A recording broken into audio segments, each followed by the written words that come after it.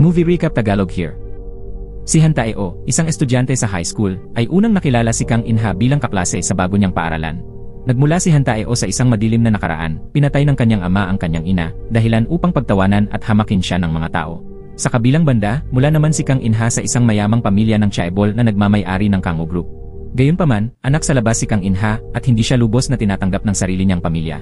Bagamat magkaiba ang kanilang pinagmulan, may ilang bagay silang pinagkakapareho. Dahil dito, naging magkaibigan sila. Ngayon, bilang matatanda na, nais ni Kang In-ha na umupo sa trono ng Kangoo Group, habang si Han Tae-o naman ay nagnanais magtagumpay sa buhay. Upang makamit ang kanyang layunin, nagpasya si Han Tae-o na tulungan at tuparin ang pangarap ni Kang In-ha. Samantala, si Na Hae-won ay isang matalino at maganda ngunit mahirap na dalaga na nahihirapan dahil sa mga pagkakautang ng kanyang ina. Sa kalaunan, nasangkot siya kina Han Tae-o at Kang In-ha.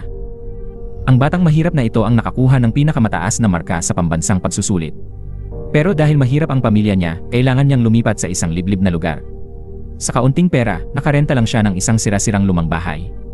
Habang kasama ng may-ari para pirmahan ang kontrata, may kotse na bigla nang dumaan. May isang tao sa loob ng kotse. Sabi ng may-ari, iyon ang ikatlong anak ng Kangoo Group pero anak sa labas lang siya. Dito nalaman ng bata na mag-aaral sila sa parehong paaralan ng batang yon. Nang gumabi, sa kalapit na mansyon, may paputok na nagliliwanag sa langit. Sa ibaba, may masayang party para sa mga mayayaman. Ang host ng party ay si Kang In-jo, panganay na anak ng Kangoo Group. Sa loob, si Kang In-ha, pangatlong anak, nakakuha't blangkong nakatingin sa labas.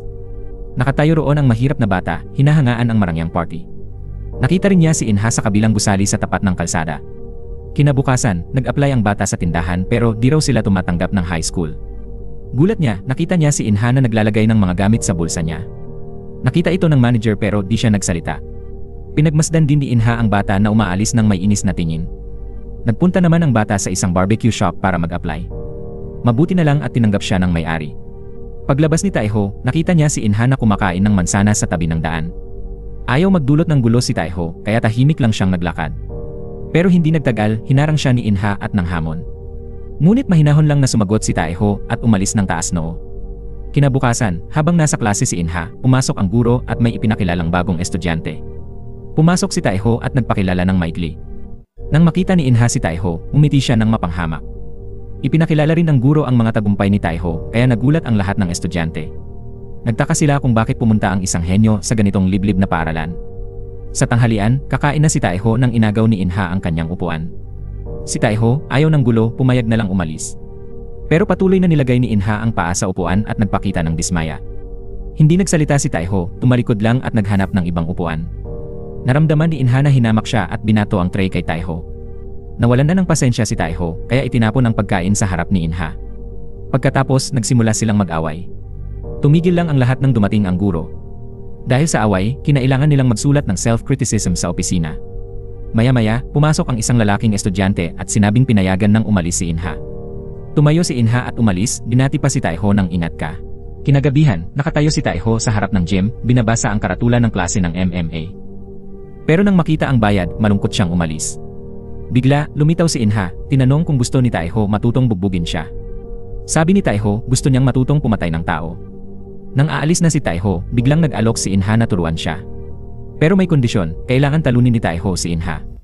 Sa hamon na to, kahit muntik nang mamatay dati, tinanggap agad ni Tae-ho. Buti na lang, nang dalhin siya ni In-ha sa ring, binigyan siya ng face guard. Pagkatapos, sunod-sunod na tumama ang mga suntok ni In-ha kay Tae-ho.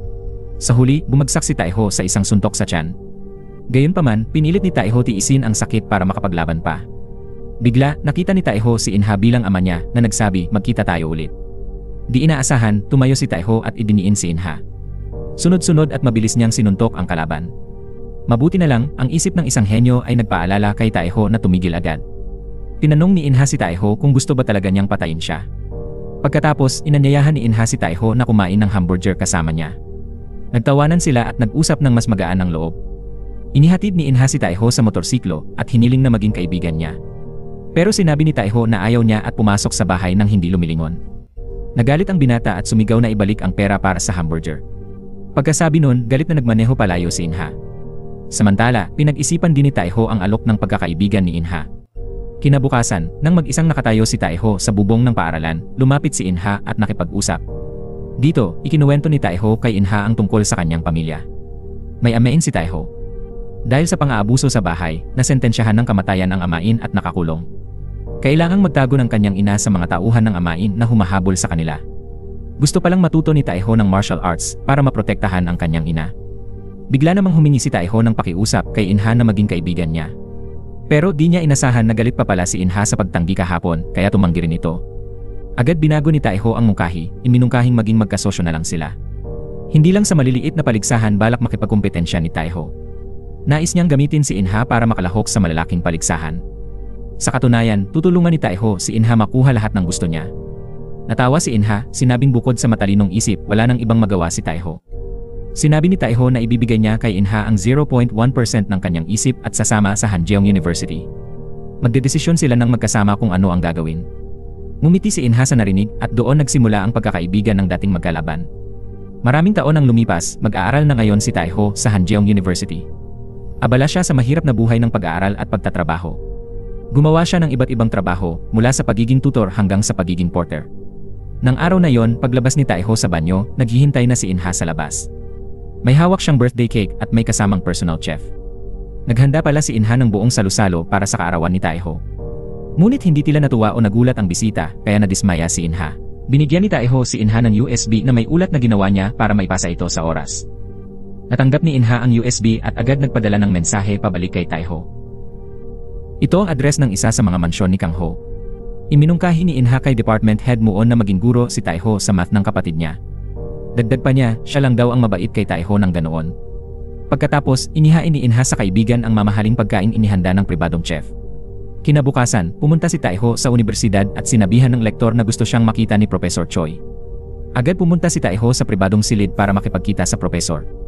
Pinuri ni Professor Choi ang ulat ni Taeho tungkol sa mga estratehiya ng Kang Ho Group. Nag-alok pa siya na bilhin ang ulat. Ngunit tumanggi si Taeho, sinabing itinatago niya ang ulat para sa kanyang kinabukasan. Nang lumabas si Taeho, tumawag si Professor Choi sa isang misteryosong tao. Sinabi niyang ang ulat ay magiging bagong lakas ng Kang Ho Group at magbubukas ng bagong era. Ang kausap niya sa telepono ay si Kang Seong-ju, pangalawang anak ng Kang Ho Group. Naghanap si Taeho ng balita tungkol sa Kang Ho Group sa internet. Nalaman niyang nag-aaway ang magkapatid na Kang In-ju at Kang Seong-ju. Pareho silang naghahangad maging Future Strategy Director ng grupo.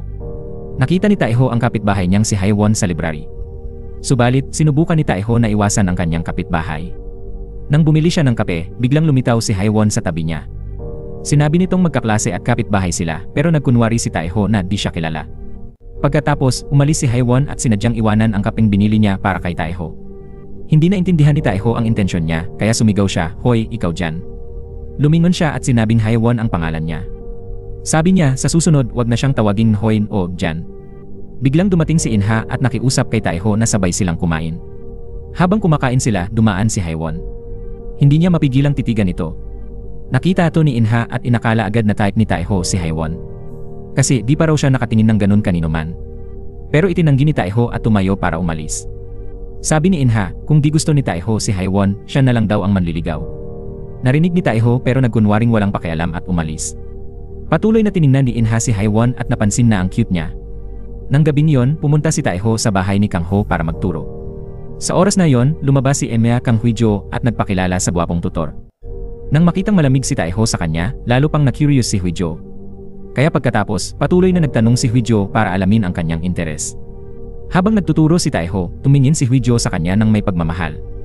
Pagkatapos, patuloy na inaakit ni Huijo si Taeho pero hindi pa rin siya natinag.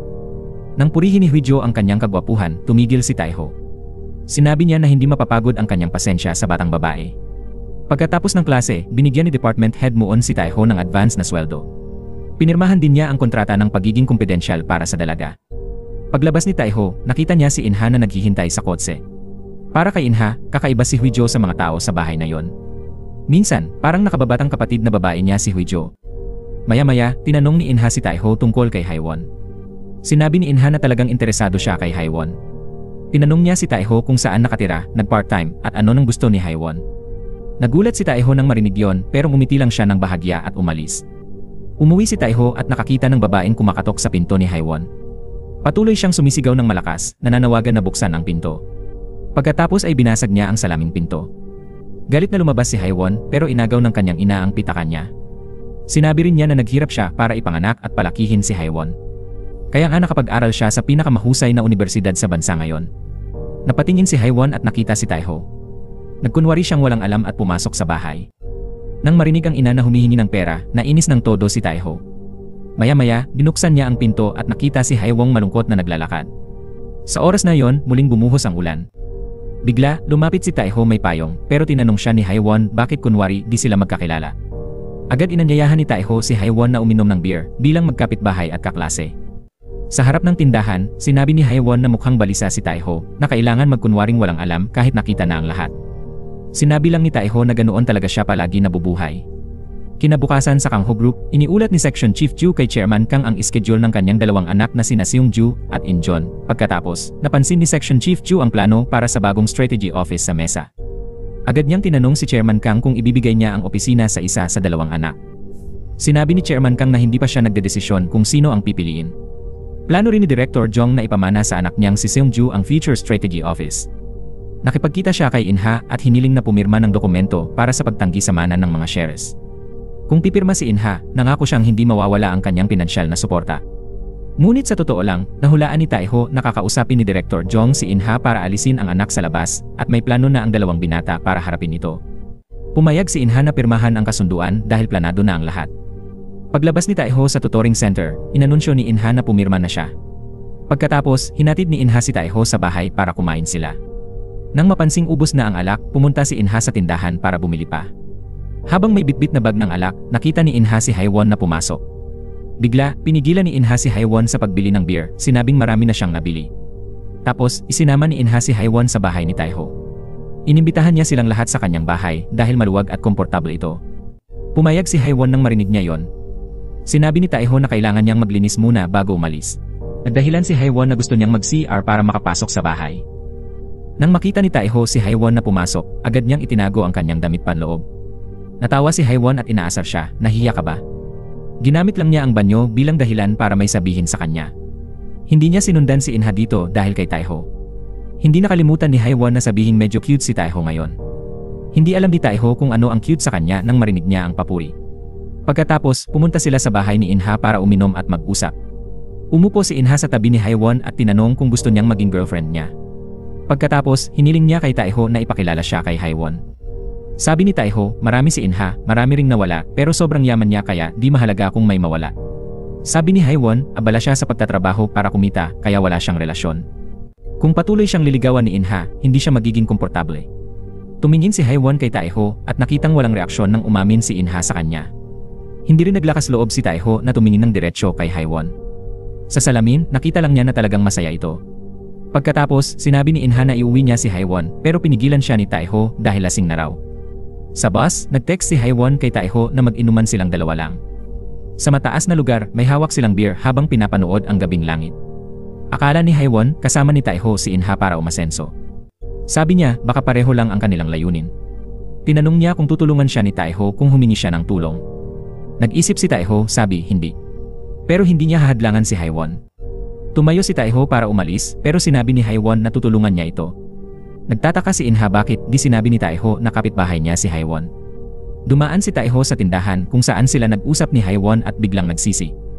Kinabukasan, habang naghahapunan ang pamilya Kangho, iminungkahi ni Iwijo na anyayahan si Inha sa hapunan sa Sabado ng gabi. Agad tumutol ang panganay na si Injon dahil bawal si Inha sa bahay na ito. Hindi rin sang-ayon ang kanyang ina sa ideya ng anak. Gayunman, pinasuri ni Chairman Kang kay Head Muon ang schedule ni Inha sa Sabado. Mahigpit na tumutol si Director Jong sa pagpapapunta kay Inha sa bahay para sa hapunan. Sinabi ng asawa na sinunod ni Inha ang kahilingang isuko ang mana at hindi siya dapat magkunwaring walang alam. Lahat ng may kinalaman sa Kangho Group ay dapat niyang pagdesisyonan. Pagkatapos noon, tinawagan agad ni Chairman Kang si Inha. Galit na galit si Director Jong at agad na lumabas. Inanyayahan ni Chairman Kang si Inha sa mansyon para sa hapunan sa Sabado ng gabi. Labis na nagulat ang anak sa labas nang marinig ito. Nagulat si Taiho nang marinig ang kwento ni Inha dahil di niya inakala na mas mabilis kumilos si Chairman Kang. Itinapon ni Director Jong ang papel ng pangakong pagsuko sa mana ni Inha sa harap ni Chairman Kang at umalis ng galit. Sinabi ni Taiho kay Inha na si Chairman Kang ay isang taong malamig at walang puso. Marahil balak din niyang alisin ang mana ni Inha. Mabait siya sa kanya para lang parusahan ang asawa sa pag-alis ng kapangyarihang magdesisyon. Hindi magtatagal ang kabaitan niya. Kailangan ipakita ni Inha na inosente siya, di magiliw, alam ang lugar pero kayang umakyat, at di sakim. Kailangan niyang iparamdam kay Chairman Kang ang ganoong uri ng tao mula sa kanya. Hinikayat din ni Taiho si Inha na kahit mahirap kaya niya ito. Ipinangako ni Chairman Kang na isusuko ang mana kay Section Chief Joe. Tinanong niya kung may iba pang tungkol sa Kangho Group na hindi niya alam. Pinaalalahanan din ni Chairman Kang si Section Chief Joe na huwag siyang ipagkanulo. Gusto ni Chairman Kang na kunin ang Minton Law Firm bilang bagong legal na tagapayo. Bibilhin niya ang Minton at gagamitin itong sandata para palakasin ang Kangho. Sa ngayon, lihim ito na alam lang ni na Chairman Kang at Section Chief Joe. Kung may magsisiwalat nito, malamang galing kay Section Chief Joe. Nangako ang chairman na ibibigay ang Minton kay Section Chief Joe kasama niya ng 19 taon. Tumango si Section Chief Joe at paulit-ulit na nagpasalamat sa chairman. Pagkatapos nito, inutusan ni Chairman Kang si Chief Joe na hawakan ang pangakong pagtatalikod sa mana dahil baka kailanganin ito balang araw. Sa oras na yon, pumunta si Seongju sa universidad para makipagkita kay Professor Choi. Binasa niya ang planong Co-Prosperity Center na ginawa ni Taiho nang may malaking interes. Sinabi ng profesor na ito ang pinakamalakas na sandata para maging may-ari siya ng Kangho. Hiniling ni Seongju kay Professor Choi na magbitiw sa trabaho. Nangako siyang gawing direktor ang profesor para sama-samang itayo ang Co-Prosperity Center. Samantala, nakaupo si Huijo sa isang kainan, nagdodrawing ng larawan ng kanyang tutor. Maya-maya, pumasok si Inha at binati ang kapatid na matagal na niyang hindi nakita. Tinanong niya si Huijo kung di siya takot parusahan ng nanay niya sa pagliban sa klase. Sinabi ni Huijo na sinuhol niya ang guro. Sa oras na yon, pumasok ang tauhan ng kainan. Nagulat si Inha nang malaman na si Haiwon pala ito. Nang malaman ni Huijo na kaibigan pala ng kapatid niya ang babaeng staff, agad niyang tinanong kung kilala nito si Taiho. Sinabi ni Huijo na ayaw niyang may ibang babae sa paligid ng kanyang lalaki. Pagkatapos, umiti si Huijo at sinabing nagbibiro lang siya. Mabilis na sumagot si Haiwon na ayaw rin niyang may babae sa paligid ng kanyang lalaki. Nang marinig ito, nagsimulang makaramdam ng hindi maganda si Huijo. Pagka-order nila, umalis si Haiwon at tiningnan siya ni Huijo ng masama. Pagkahatid kay Huijo, bumalik si Inha sa restaurant. Gusto niyang humingi ng paumanhin kay Haiwon sa ugali ng kapatid niya. Nag-alok siyang ihatid si Haiwon pero sabi nito abala siya at walang oras makipag-date. Kinabukasan, pumunta si Inha sa mansyon ng Kangho at lumabas ang panganay na nagsabing may mabaho. Lumitaw si Huijo at sinabi kay Inha na huwag pansinin ang sinabi nito. Nang ituro ng panganay ang mukha ni Huijo, kinagat niya ang kamay nito. Galit na galit si Injo kaya inutusan si Department Head Muon na palayasin agad si Inha.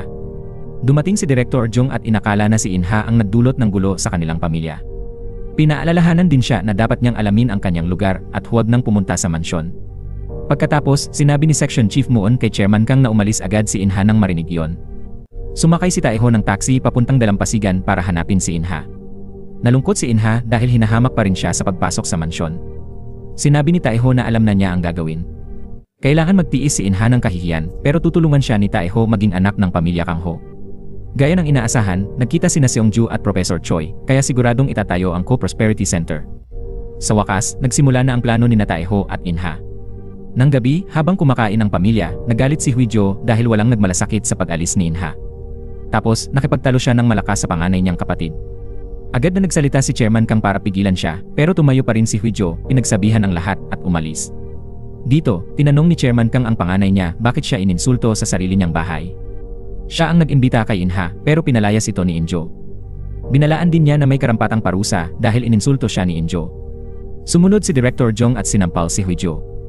Sabi niya, 17 na si Huijo at nasa hustong gulang na. Hindi na niya patatawarin ang pabata-batang ugali ng anak. Sinabi ng ina na kumilos ng naayon pero ipinaalala ring magdadala ng yelo ang katulong. Pinuntahan ni Director Jong si Department Head Muon para magtanong tungkol kay Huijo. Sinabi ni Department Head Muon na ang bagong guro sa math ng dalaga ay kaibigan niyang Master Inha dahil sinabi nito na may kaibigan sa hirap na naghahanap ng trabaho. Sa oras na yon, tumakbo ang katulong para ibalita na wala nang makitang bakas ng dalaga. Ngayon, naglalakad si Huijo sa kalsada at patuloy na tinatanggihan ang mga tawag ng kanyang ina. Natakot siya nang mag-isa sa liblib na lugar kaya agad niyang tinawagan si Taiho at sinabing tumakas siya sa bahay. Tumakbo si Huijo sa sports field at humiga sa lupa dahil sobrang pagod na siya. Pagkatapos, natuwa siya nang dumating si Taiho. Gayunpaman, hiniling ni Taiho kay Huijo na umuwi agad. Sa sandaling yon, dumating din si Haiwon. Agad na ipinagtanggol ni Huijo ang kanyang sarili at ipinakilala si Taiho bilang kanyang guro sa math. Kung kailangan ni Haiwon ng kaibigan, sapat na si Inha. Matapos sabihin yon, hinawakan niya ang braso ni Taiho. Sa oras ding yon, dumating si Inha pero ayaw ni Huijo sumakay sa kotse. Pagkatapos, hiniling ni Huijo na sumama si Taiho sa kanya. Kung hindi, ayaw niyang pumunta kahit saan. Nakiusap din si Inha kay Taiho na sumakay sa kotse. Nagsalita rin si Haiwon para humingi ng masasakyan pauwi. Ipinakilala niya ang sarili kay Huijo bilang kapitbahay ni Taiho.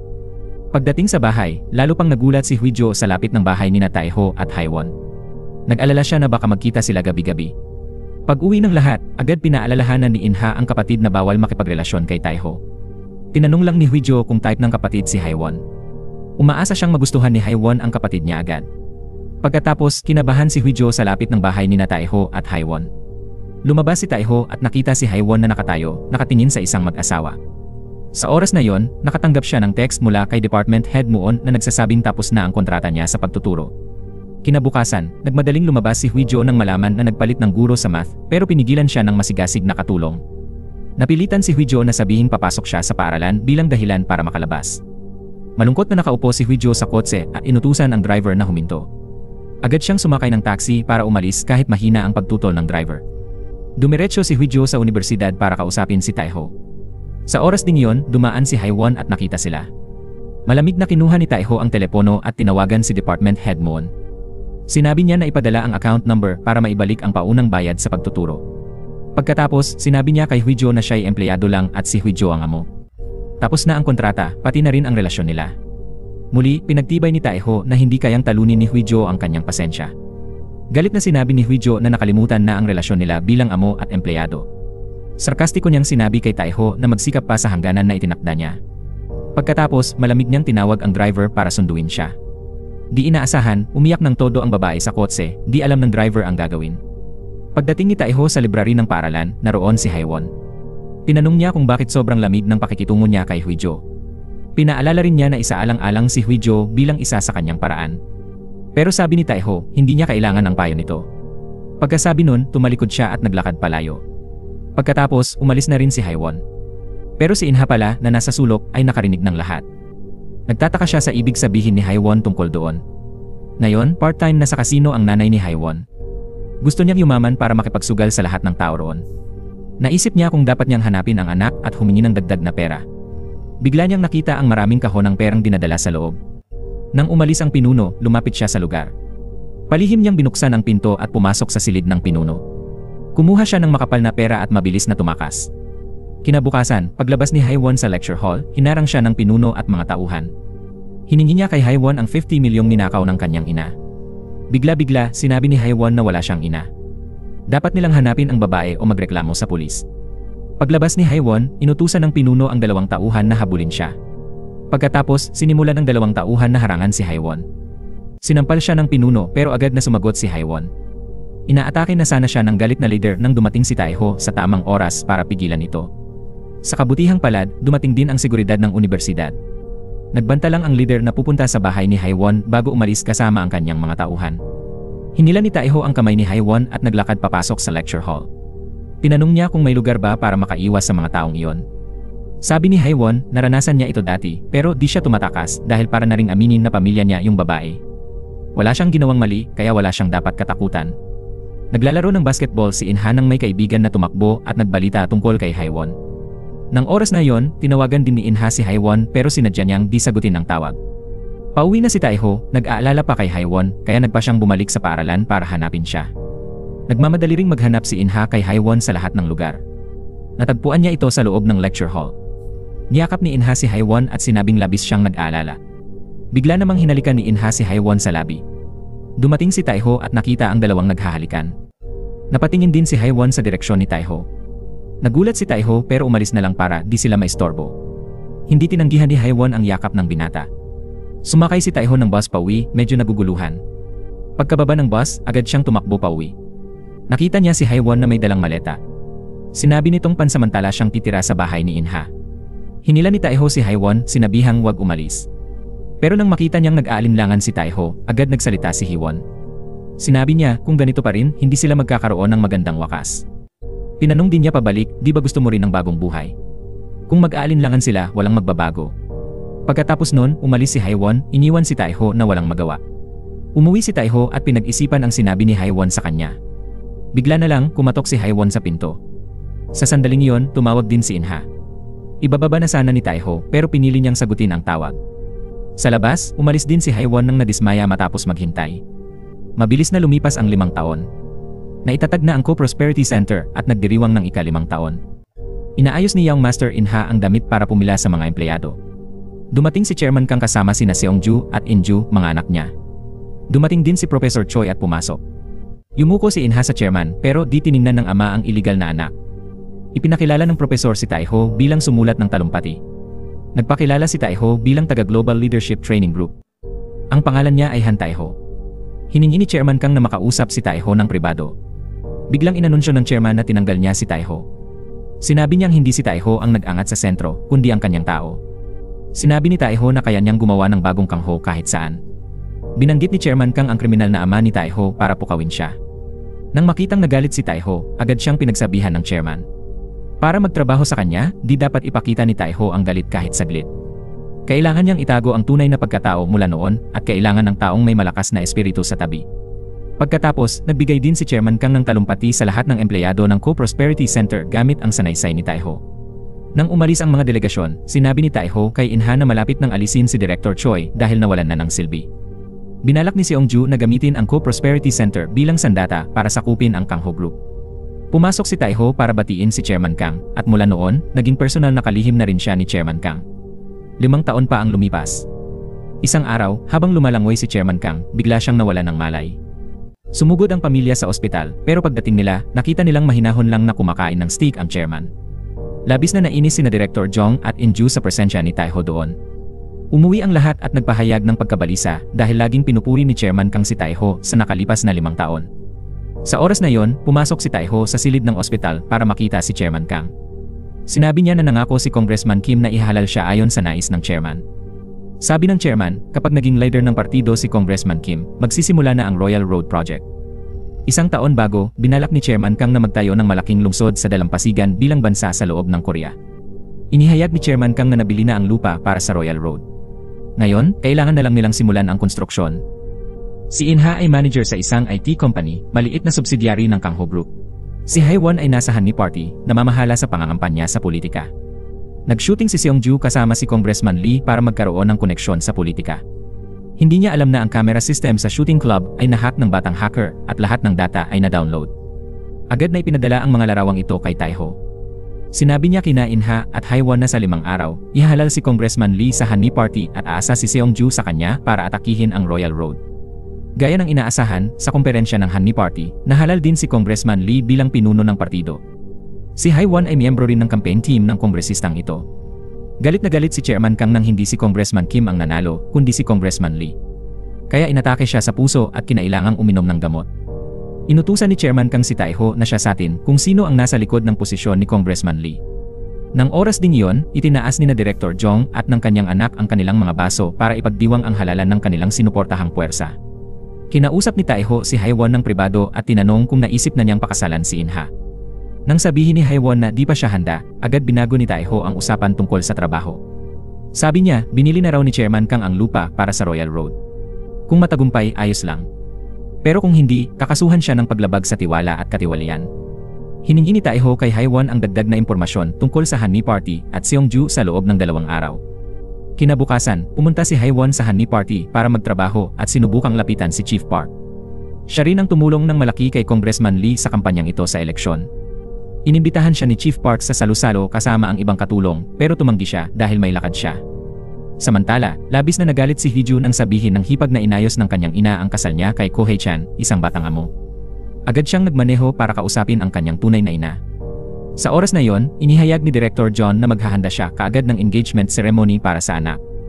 Sinabi agad ni Hee-ju na hindi alam ng kanyang ina ang mga masasamang ginawa ni Ko Hae-chan sa Amerika. Ayon sa alam ni Hee-ju, maglaro lang ang alam niya. Hindi rin gusto ni Hee-ju ang sapilitang pag-aasawa. Ayaw niyang mamuhay ng malungkot tulad ng kanyang ina. Kung pipilitin siya ulit ng ina, baka umalis na lang siya sa mundong ito. Iginiit din ni Hee-ju na wala siyang sinabi bago umalis. Pagkalabas, gusto agad ni Hee-ju tawagan ng staff para alamin ang tungkol sa nobyo. Habang nag-scroll sa contacts, nakita ni Hee-ju ang pangalang Taiho pero tinignan lang at hindi tinawagan. Para kay Haewon, may lakad siya sa isang restaurant ngayong gabi. Sa VIP room ng restaurant, sinusuyo ni Department Head Go ang mga party assistant na sumapi kay Seongju dahil mapapabagsak din si Chairman Kang. May nakatanim na aparatong pang-espiya sa ilalim ng mesa, kaya malinaw na naririnig ni Haewon ang usapan. Pagkatapos, binigyan niya ng malaking halaga ang tauhan ng restaurant. Saka nag-text siya kay Taiho na pumunta agad sa bahay ni Inha. Inihayag ni Haiwon na iluluklok ni Seongju si Congressman Lee bilang tagapamahala ng National Assembly. Matapos sirain ang Royal Road Project, akusahan nila si Chairman Kang ng katiwalian. Kapag napabagsak na si Chairman Kang, ihihiwalay ang Co-Prosperity Center sa Kangho Group at magiging joint stock company. Sa gayon, balak ni Seongju na agawin ang puso ng Kangho para magtayo ng bagong imperyo. Kailangan nilang hikayatin si Chairman Kang na ihiwalay muna ang sentro sa Kangho. Sabi ni Taiho, di pababayaan ni Chairman Kang ang sentro. Si Congressman Lee ang pain para galitin si Chairman Kang at tanggalin si Seongju. Tiniyak din ni Taiho na wala silang makukuha sina Seongju at Congressman Lee. Pinuntahan niya si Gwanji, nakita litrato ni Director Kang at anak na kasama si Director Chu. Sabi ni Gwanji, kunwaring tulong sa Africa yan pero panglinis lang ng pera. Ilang araw bago yon, nakipagkita si Director John kay Director Chu sa shooting club. Biglang lumitaw si Seongju, inaakit si Director Chu para ibagsak si Chairman Kang. Hiningi ni Seongju kay Director Chu ang papeles ng Minton Law Firm mula 15 taon na. Gusto niyang makahanap ng ebidensya ng katiwalian ng kanyang ama. Nang tumalikod si Director Chu, nangako si Seongju na hahayaan siyang mamuno sa sariling global law firm. Sa oras na yon, siya na ang boss at di na kailangang makinig sa iba. Nang gabing yon, habang tulog si Seongju, bigla na lang bumukas ang kanyang cellphone. Lumabas na ito pala'y na access at kinokontrol ni Gwanji. Kinabukasan, nag-text din si Director Chu kay Seongju, pumapayag na makipagtulungan. Hiniling niya kay Seongju na tuparin ang pangako, pero bumulong si Seongju na nangako lang, di na angakong tutuparin. Narinig ni Gwanji ang mga salitang ito at nagpadala ng mensahe kay Taiho.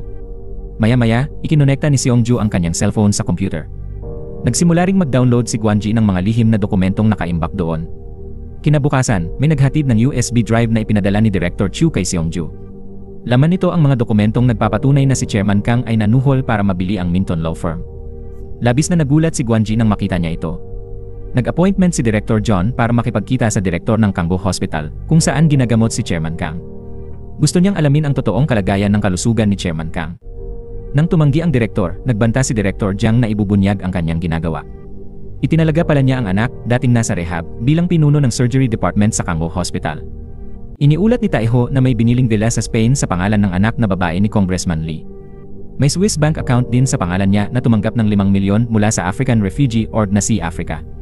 Napag-isip ni Chairman Kang na ito ay paraan para gawing legal ang pera ng art fund ni Director Jiang. Sinabi rin ni Taiho na gagamitin ni Seongju ang Co-Prosperity Center para ibagsak ang Kangho Group. Dagdag pa niya, ang Minton Law Firm ay maaaring maging pinakamalaking kahinaan ni Chairman Kang. Alam na pala ni Vice Chairman Seongju ang kahinaan na yon. Ipinakita ni Taiho ang larawan ni Seongju na lihim na nakikipagkita kay Director Chu. Nagalit ng todo si Chairman Kang sa pagtataksil ni Director Chu. Agad niyang sinabihan si Taiho na tawagan si Director Chu. Sinunod ni Taiho ang utos at tinawag si Director Chu para pumunta agad sa kumpanya. Paglabas ni Haiwon sa trabaho, dumating si Inha sa supercar at niyaya siya sa beach. Humiga sila sa harap ng malaking screen na nagpapakita ng mga larawan ng dagat. Bigla na lang nag-alok si Inha kay Haiwon na magpakasal sa kanya. Ngumiti si Haiwon, pumayag, at sinabing malapit na ang araw na papasok siya sa mansyon. Pagkatapos ay mahigpit niyang hinawakan ang kamay ni Inha. Tinawag ni Chairman Kang si Director Chu at mga tauhan ng Kangho para sa bagong plano. Hiniling ni Taiho na ibigay ang mga cellphone para hindi kumalat ang lihim na impormasyon. Natakot si Director Chu at hindi na nagsalita.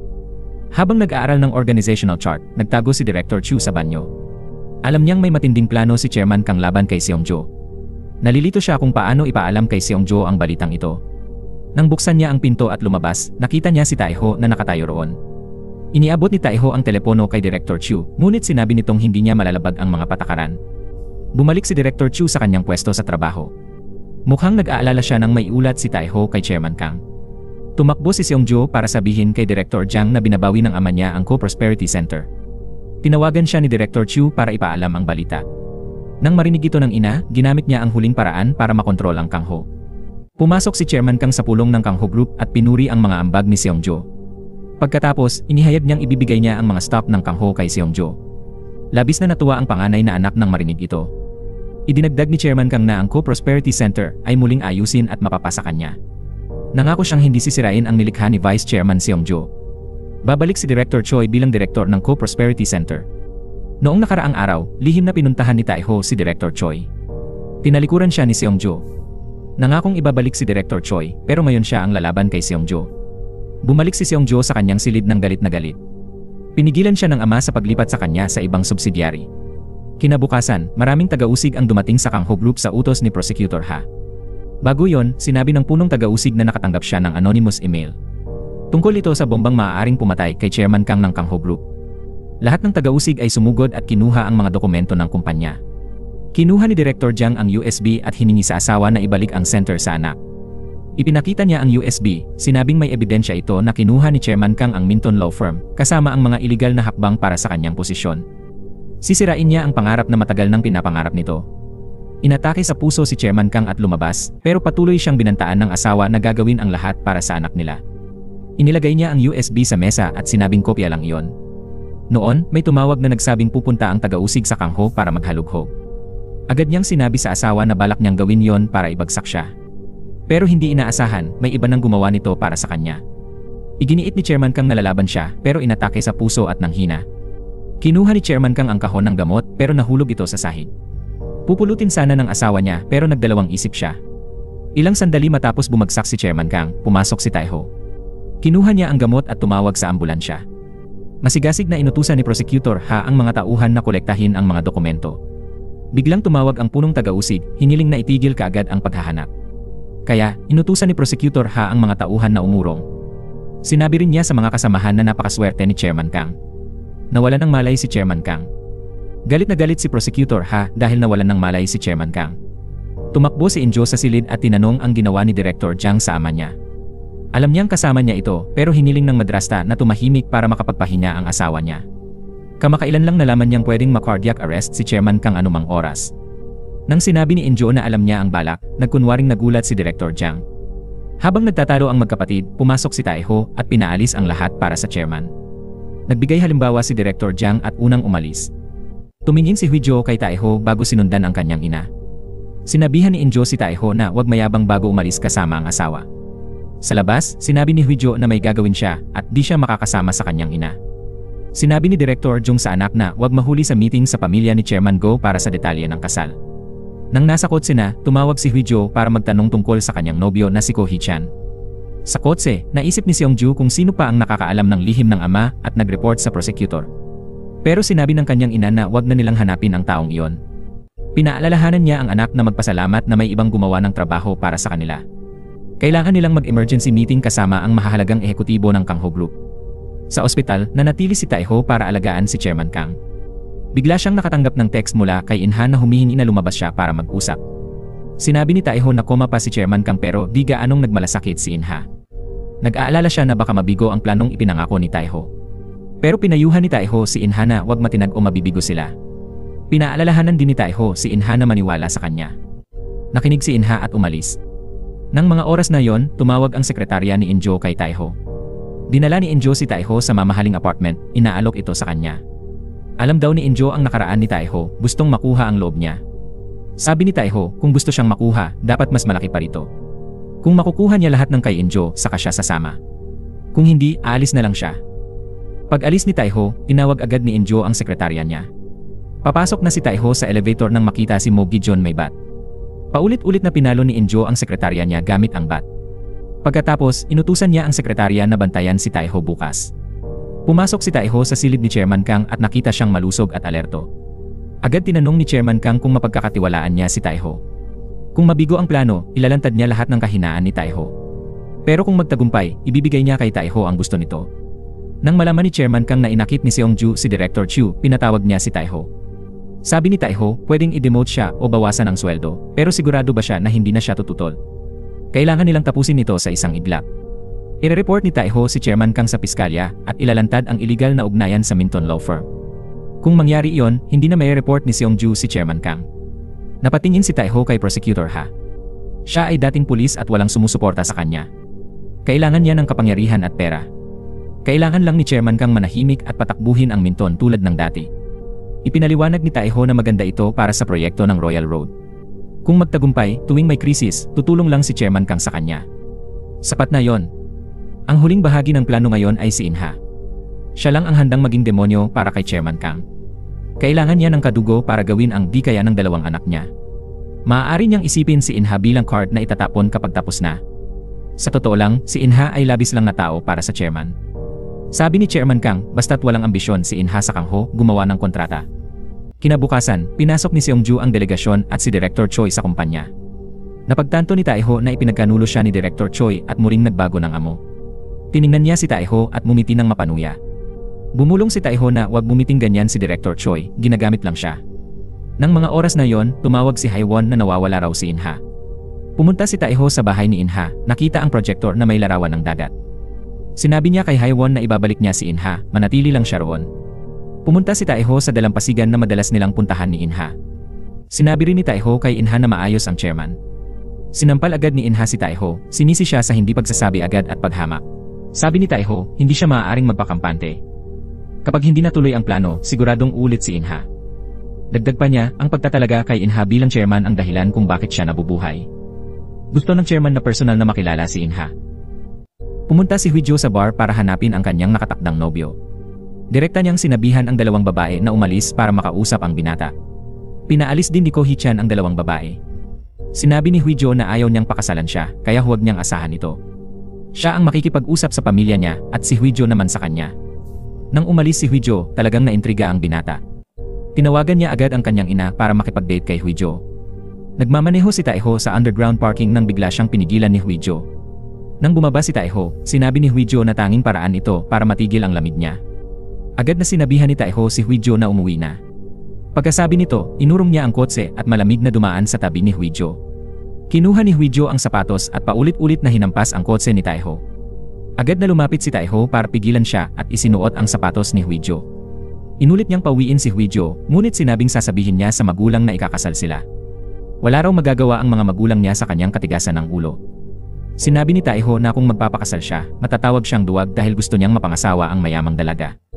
Nang sabihin ni Huijo na poprotektahan siya, sinabi ni Taeho na dapat niyang protektahan ang sarili para mabuhay sa pamilya Kang.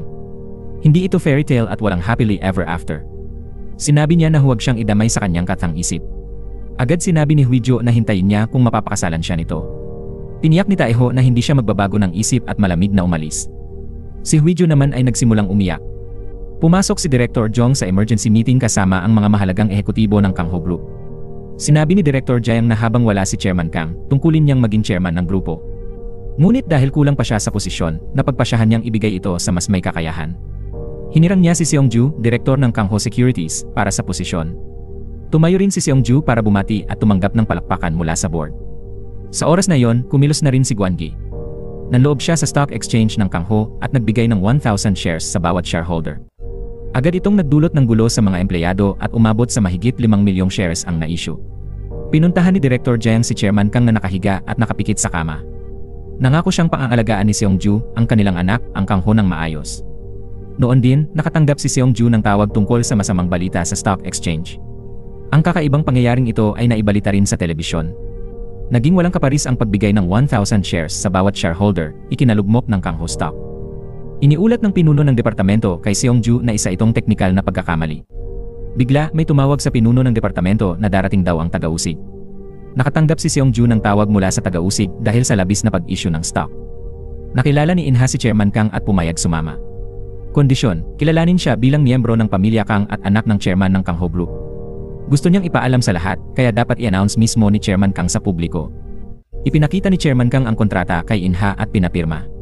Tinanong ni Inha kung ano mangyayari kung di niya pipirmahan. Sinabi ni Chairman Kang na di na sila magkikita pa. Kaya pumayag si Inha na pirmahan ang kontrata. Lumabas si Seongju sa opisina ng prosecutor na paligiran ng media. Galit na galit si Director Jayang, sa mga bulaklak niya inilabas ang galit. Bigla, lumitaw ang malakas na chairman. Napagtanto ni Director Jayang na plano pala ito ng asawa para linlangin ang lahat. Sinugod niya ang asawa pero pinigilan siya ni Chairman Kang, sinabing wala siyang makukuha. Itinulak niya ang asawa sa sahig at sinabing hintayin ang parusa. Sinabi rin na sabihin sa anak na magkikita sila sa board meeting. Sobrang takot na ngayon si Director Jayang. Hiniling ni Chairman Kang kay Head Muon na maghanda ng party para sa bisita. Hiniling niya sa lahat na dumalo. Pumunta rin si Inha sa mansion ni Kangho ng gabing iyon. Pinaupong kasalo sa hapunan ng chairman ang kanyang pangatlong anak. Pagtayo ni Inha, agad tumayo si Director Jayang at pumasok. Si Huijo lang ang tumanggap kay Inha sa bahay. Pagkatapos ay nagsimula ang party. Kinabukasan, maraming reporter ang naghintay sa prosecutor's office. Bumaba muna si Taeho at binuksan ang trunk. Si Inha, ang pangatlong anak, ay tumulong sa malusob niyang ama sa wheelchair. Itinulak niya ang chairman parang bagong labas ng ospital na pasyente. Agad tinanong ni Inha kung handa na ang kanyang ama. Nang marinig ito, nagulat ang mga reporter at patuloy na nagtanong kung may anak sa labas ang chairman. Pumasok si Prosecutor Ha para kausapin si Chairman Kang, pero agad siyang pinigilan ni In-ha at sinabihang huwag nang magtanong. Ipinakita ng abogado ang USB, sinabing inamin na ng chairman ang lahat ng paratang. Bago iyon, ibinigay ni Tae-ho ang USB sa abogado, hiniling ibigay kay Prosecutor Ha para maayos ang lahat. Inilagay ni Prosecutor Ha ang USB sa computer, akala'y suhol, pero sinabi ni In-ha na tingnan ang laman. Nakita ni Prosecutor Ha ang mga folder ng ebidensya ng panunuhol sa opisina at larawan ng direktor na tumatanggap ng suhol. Agad pinuntahan ng punong taga-usig ang direktor sa opisina para iulat ang nangyari. Mabilis na kumalat ang insidente sa mga direktor ng kalapit na tanggapan ng mga taga-usig. Maya-maya, tumawag ang direktor kay Prosecutor Ha, hinihiling na palayain agad si Chairman Kang. Pagkatapos, itinulak ni In-ha si Chairman Kang palayo sa harap ng mga reporter. Dinala ni Tae-ho si Chairman Kang at nakipagkita kay Director Chu. Agad siyang lumuhod sa sahig at nagmakaawa kay Chairman Kang na patawarin siya. Kumalat sa mga pahayagan ang balita tungkol sa ikatlong anak ng Kangho Group. Samantala, nag-impek si Prosecutor Ha para umalis sa tanggapan dahil sa hiling ng punong taga-usig. Sa tamang panahon, ibabalik niya si Prosecutor Ha sa dating posisyon. Galit na galit si Prosecutor Ha dahil naging scapegoat siya para sa mga maimpluwensya. Maraming empleyado sa Kangho ang nagsabing itataguyod si Tae-ho at In-ha sa mas mataas na posisyon. Nakasalubong ni Tae-ho si Director Choi sa elevator. Binati ni Director Choi si Tae-ho sa kanyang promosyon. Nalito siya sa posisyon niya pero sinabi ni Tae-ho na pwede pa rin siyang manatili doon.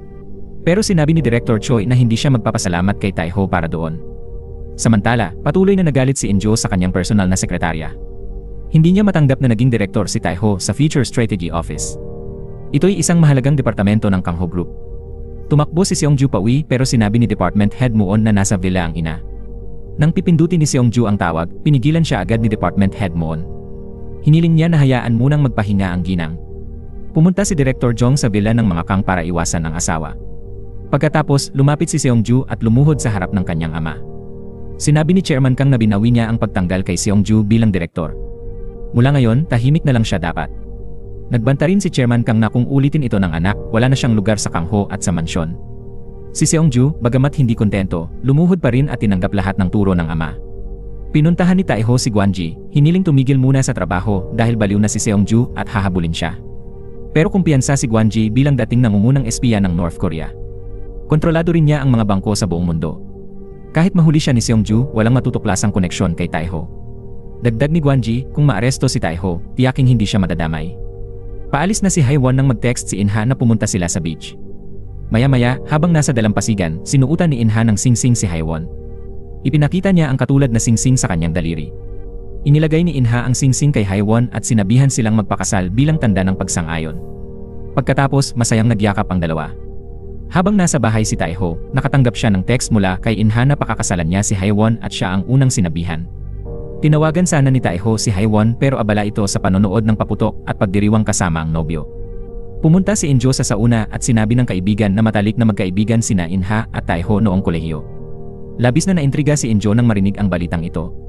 Kinabukasan, nakipagkita si Tae-ho kay Hae-won sa kanilang karaniwang tagpuan. Nang makita ang singsing ni Hae-won, nalungkot si Tae-ho pero binati pa rin niya ito. May paparazzi palang lihim na kumukunan ng litrato ng mga pangyayaring ito, si Moo Gi-jun. Habang nagmamaneho pabalik, naisip ni Hae-won na kung si Tae-ho ang lumitaw sa lecture hall noon at hindi si In-ha, baka iba ang naging desisyon niya. Balak niyang umikot, pero sa huli dumiretso pa rin siya. Tinanggap na lang niya ang kanyang napiling landas. Kinabukasan, habang naglalaro ng basketball mag-isa si In-ha, biglang dumating si Tae-ho na ikinagulat niya. Agad na nagpaliwanag si Tae-ho na dahil di siya makontak, alam niyang nandoon si In-ha. Pero di na kasing saya ng dati ang laro nila. Sinabi ni In-ha na tumawag si Chairman Kang, kaya nagpaalam siya kay Tae-ho at umalis. Sa oras na yon, may misteryosong taong palihim na sumusunod kay Tae-ho mula sa malayo. Nang kunin ni Tae-ho ang kanyang telepono, biglang hinampas siya ng misteryosong tao sa likod. Natumba si Tae-ho at aksidenteng natawagan si Hae-won. Sinagot niya ang tawag pero di niya narinig ang sinabi ni Tae-ho.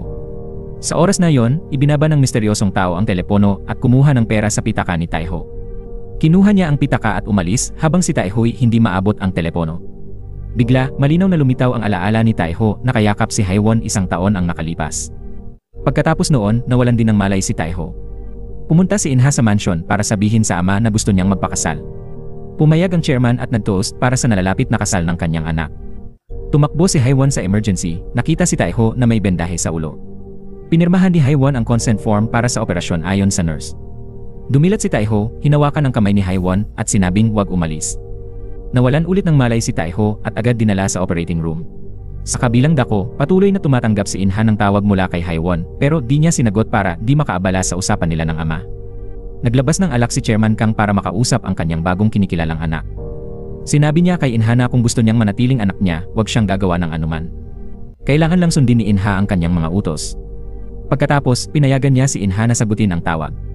Sinagot ni Inha ang telepono at nalaman ang nangyari kay Taiho. Inulat niya sa chairman na may umatak kay Taiho. Nang oras ding iyon, itinapon ang pitakan ni Taiho sa basurahan ng banyo. Tinawagan agad ni Inha ang abogado ng Kangho, sinabihang pigilan ang investigasyon ng pulis sa kaso ni Taiho. Pagkatapos, pumunta rin si Inha sa emergency room para makita si Haiwon. Niyakap niya ito at sinabing magiging okay si Taiho. Alam ni Inha kung gaano kaswerte si Taiho. Umalis din si Huijo nang mabalitaan na walang malay si Taiho sa ospital. Nagtalo sina Injo at Seungjo, walang umamin na nagpadala ng pumatay kay Taiho. Nakita ni Haiwon na gumalaw ang kamay ni Taiho habang nakaupo sa tabi ng kama niya. Tatawag na sana siya ng doktor pero hinila ni Taiho ang kamay niya at mahigpit itong hinawakan. Bigla, dumating si Huijo at nagtanong kung bakit nandoon si Haiwon. Dumating din si Inha sa oras na yon. Nagdahilan si Haiwon para tawagin ang doktor at umalis. Nalungkot si Huijo nang makita ang kamay ni Taiho, naalala ang paghawak nito kay Haiwon. Pagkatapos suriin ng doktor, nag-text si Haiwon kay Inha na uwi muna siya. Tinawagan ni Inha si Chairman Kang para ibalita na gising na si Taiho. Natuwa rin ang chairman na pinigilan ni Inha ang investigasyon ng pulisya para hindi maapektuhan ang imahe ng Kangho Group. Pumasok si Inha sa silid ospital at sinabihan si Huijo umuwit magpahinga, pero tumanggi si Huijo at sinabing dahil kay Haiwon, ayaw na niya kay Inha. Nang sabihin ni Inha na pakakasalan niya si Inha, sinabi ni Huijo na galit siya kay Haiwon dahil di na nito mahal si Inha. Sarili lang niya ang minahal niya. Agad sinabi ni Inha na kung nasaktan ng kapatid niya si Haiwon, iniinsulto rin niya ang sarili niya. Sinabi ni Huijo na pagsisisihan to ng kapatid niya at umalis. Nakita pala ni Inha si Taiho na hawak kamay ni Haiwon kanina pero sadyang di niya pinansin. Nangako siya sa sarili na di niya ito pagsisisihan. Pagdating ni Haiwon sa trabaho, lumapit si Department Head Go at sinabing inatake si Director Taiho kagabi pero kakaiba raw kasi malapit si Taiho kay Chairman Kang. Gayunman, pinagbawalan ng Kangho Group ang pulisya na imbestigahan ang kaso. Si Inha ang nagbigay ng utos na yon. Nagising si Taiho at nakitang nakaupo si Inha sa tabi niya. Sinabi ni Inha na ililipat si Taiho sa VIP area ng Kangho Hospital kinabukasan. Nang tanungin ni Taiho kung may nahuli na, sinabi ni Inha na hindi na mag-imbestiga ang pulisya.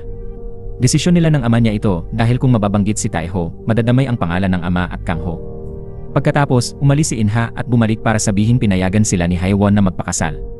Nang umalis si Inha, naisip ni Taiho na itapon ang mga tracking device. Kahit natumba siya, sinubukan pa rin niyang maglakad. Dumiretso si Taiho sa opisina para kausapin si Chairman Kang. Tinanong niya kung sino ang umatake at muntik nang pumatay sa kanya. Alam niyang labag ito sa gusto ng chairman pero gusto niyang imbestigahan. Pinakiusapan ni Chairman Kang si Taiho na huwag banggitin si Kangho at itago sa iba na ang biktima ay malapit sa kanya. Kung matitiyak ni Taiho ang dalawang bagay na to, papayagan siyang mag-imbestiga. Pumayag si Taiho at umalis. Tinawagan ni Chairman Kang si Director Chu para hanapin ang utak ng kaso bago si Han Taiho. Nahirapang maglakad si Taiho sa kalsada at sa wakas ay nakasakay ng taxi. Pagkatapos ay bumagsak siya sa base ni Guanji. Maya-maya, nagising si Taiho at uminom ng gamot na binigay ni Guanji. Hiniling ni Taiho kay Guanji na alamin kung sino ang umatake sa kanya sa court kagabi. Pinuntahan ni Haiwon si Inha at tinanong kung siya ang pumigil sa investigasyon. Kinumpirma ni Inha na ginawa niya yon. Malapit si Taiho kay Chairman Kang. Kung magpapatuloy ang investigasyon, madadamay ang kanyang ama sa gulo. Sumang-ayon din ang kanyang ama sa desisyong ito. Nang sabihin ni Haiwon na muntik nang mamatay si Taiho, sinabi ni Inha na buhay pa siya. Dahil hindi naman kadugo ni Taiho ang ama niya, naiintindihan daw ito. Hindi nagustuhan ni Haiwon ang narinig at umalis. Kinabukasan, habang nagmamaneho si Haiwon pauwi, hinarang siya ng tunay niyang ina. Dinala ni Haiwon ang ina sa kainan at naghanda para sa paghingi ng pera. Pagkatapos ng 10 taong hindi pagkikita, agad humingi ng pera ang ina. Hiningi rin niya na bilhan siya ng apartment na pang middle class. Binalaan niya na kung hindi pumayag ang anak, lalapit siya ng paulit-ulit. Binasag ni Haiwon ang bote ng alak at nagbantang tatapusin ang lahat doon. Matapos bendahihan, umupo si Haiwon sa kotse halatang galit na galit. Samantala, tumawag ang ina sa misteryosong tao, nagsabing tapos na ang misyon. Pagkatapos, nakatanggap siya ng 1,000,000 won mula sa taong iyon. Pag-uwi ni Haiwon, naabutan niya si Inha na naghihintay. Nang makita ang sugat ni Haiwon, agad itong sinuri ni Inha. Nang umiyak ang mapapangasawa, niyakap ito ni Inha at humingi ng tawad. Samantala, sinimulang i-hack ni Guanji ang CCTV control center ng Seoul. Sinuri niya ang data malapit sa lugar ng pag-atake kay Taiho at ang galaw ng salarin. Nang makita ang mukha ng salarin, agad niyang ipinadala ang larawan kay Taiho. Nakilala ni Taiho na ito ang sekretaryang nakita niya nang bumisita kay Injo. Nagalit si Taiho, pinakuha kay Guanjie lahat ng impormasyon tungkol kay Injo. Inihatid ni Inha si Haiwon pabalik sa mansyon para makilala ang kanyang malawak na pamilya. Nang magkasamang kumakain ng lahat, tinanong ng chairman si Inha kung pumili na siya ng magandang araw. Kung nakapili na siya, pag-usapan daw ito sa opisina ng sekretarya. Sinuri ng direktor ang sugat ni Taiho at pinayagang lumabas ng ospital. Naghintay si Taiho sa labas at nakitang naglalakad palayo si Mo Ji-jeon. Tahimik niyang sinundan si Mo Ji-jeon papasok sa isang bar. Pumasok ang sekretarya sa silid at binuksan ang kabinet ng mga lihim na gamit, pero napansin may sumusunod kaya isinara ito. Lumitaw si Taiho at nagtanong kung hindi ba niya sinubukang patayin si Taiho. Kung may susunod pa, talagang papatayin ba niya si Taiho? Nang magkunwari si Mo Ji-jeon, sinabi ni Taiho na iparating kay Injo na hindi niya kakalimutan ang babala. Ibabalik niya ang lahat ng natanggap niya. Nang umalis si Taiho, tumawag ang sekretarya para mag-ulat sa isang tao.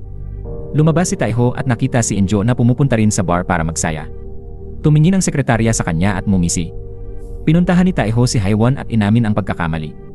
Agad siyang pinigilan ni Haiwon, ayaw makinig pa. Sabi ni Taiho, nang malapit mamatay, nawala ang alaala pero siya'y nananatili.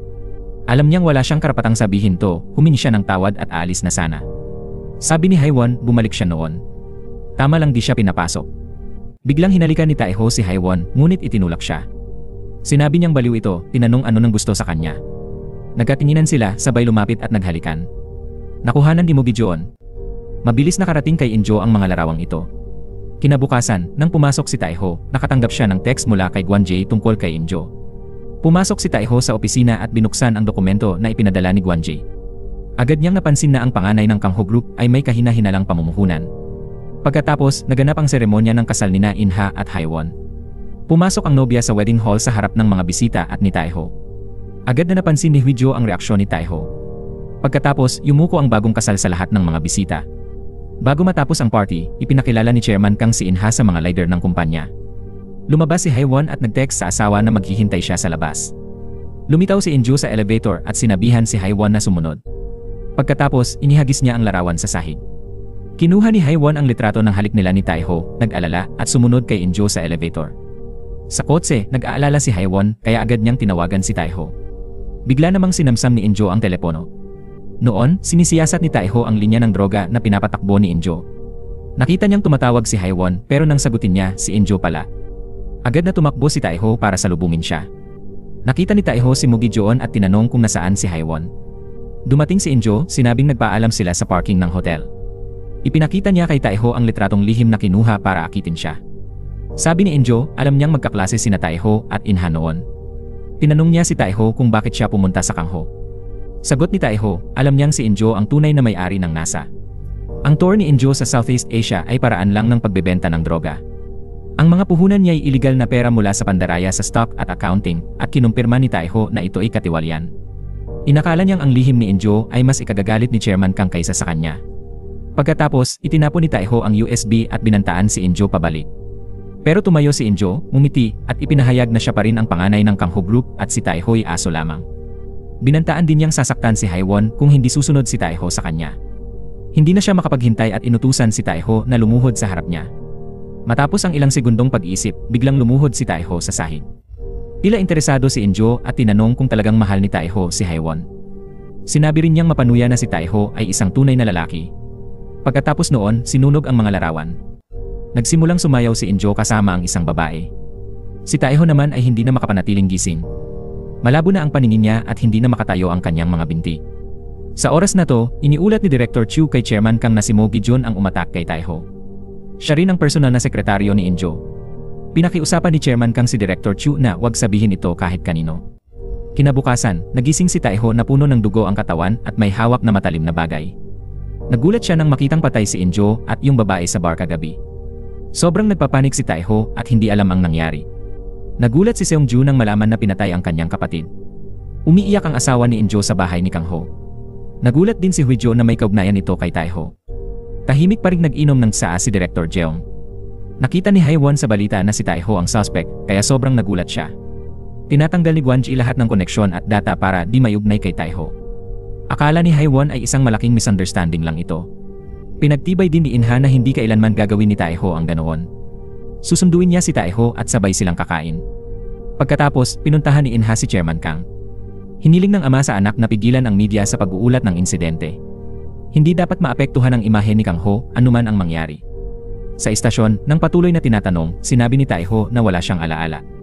Sinabi ng inspektor na siya ang suspect sa pagpatay kina Injo at Shinbuna.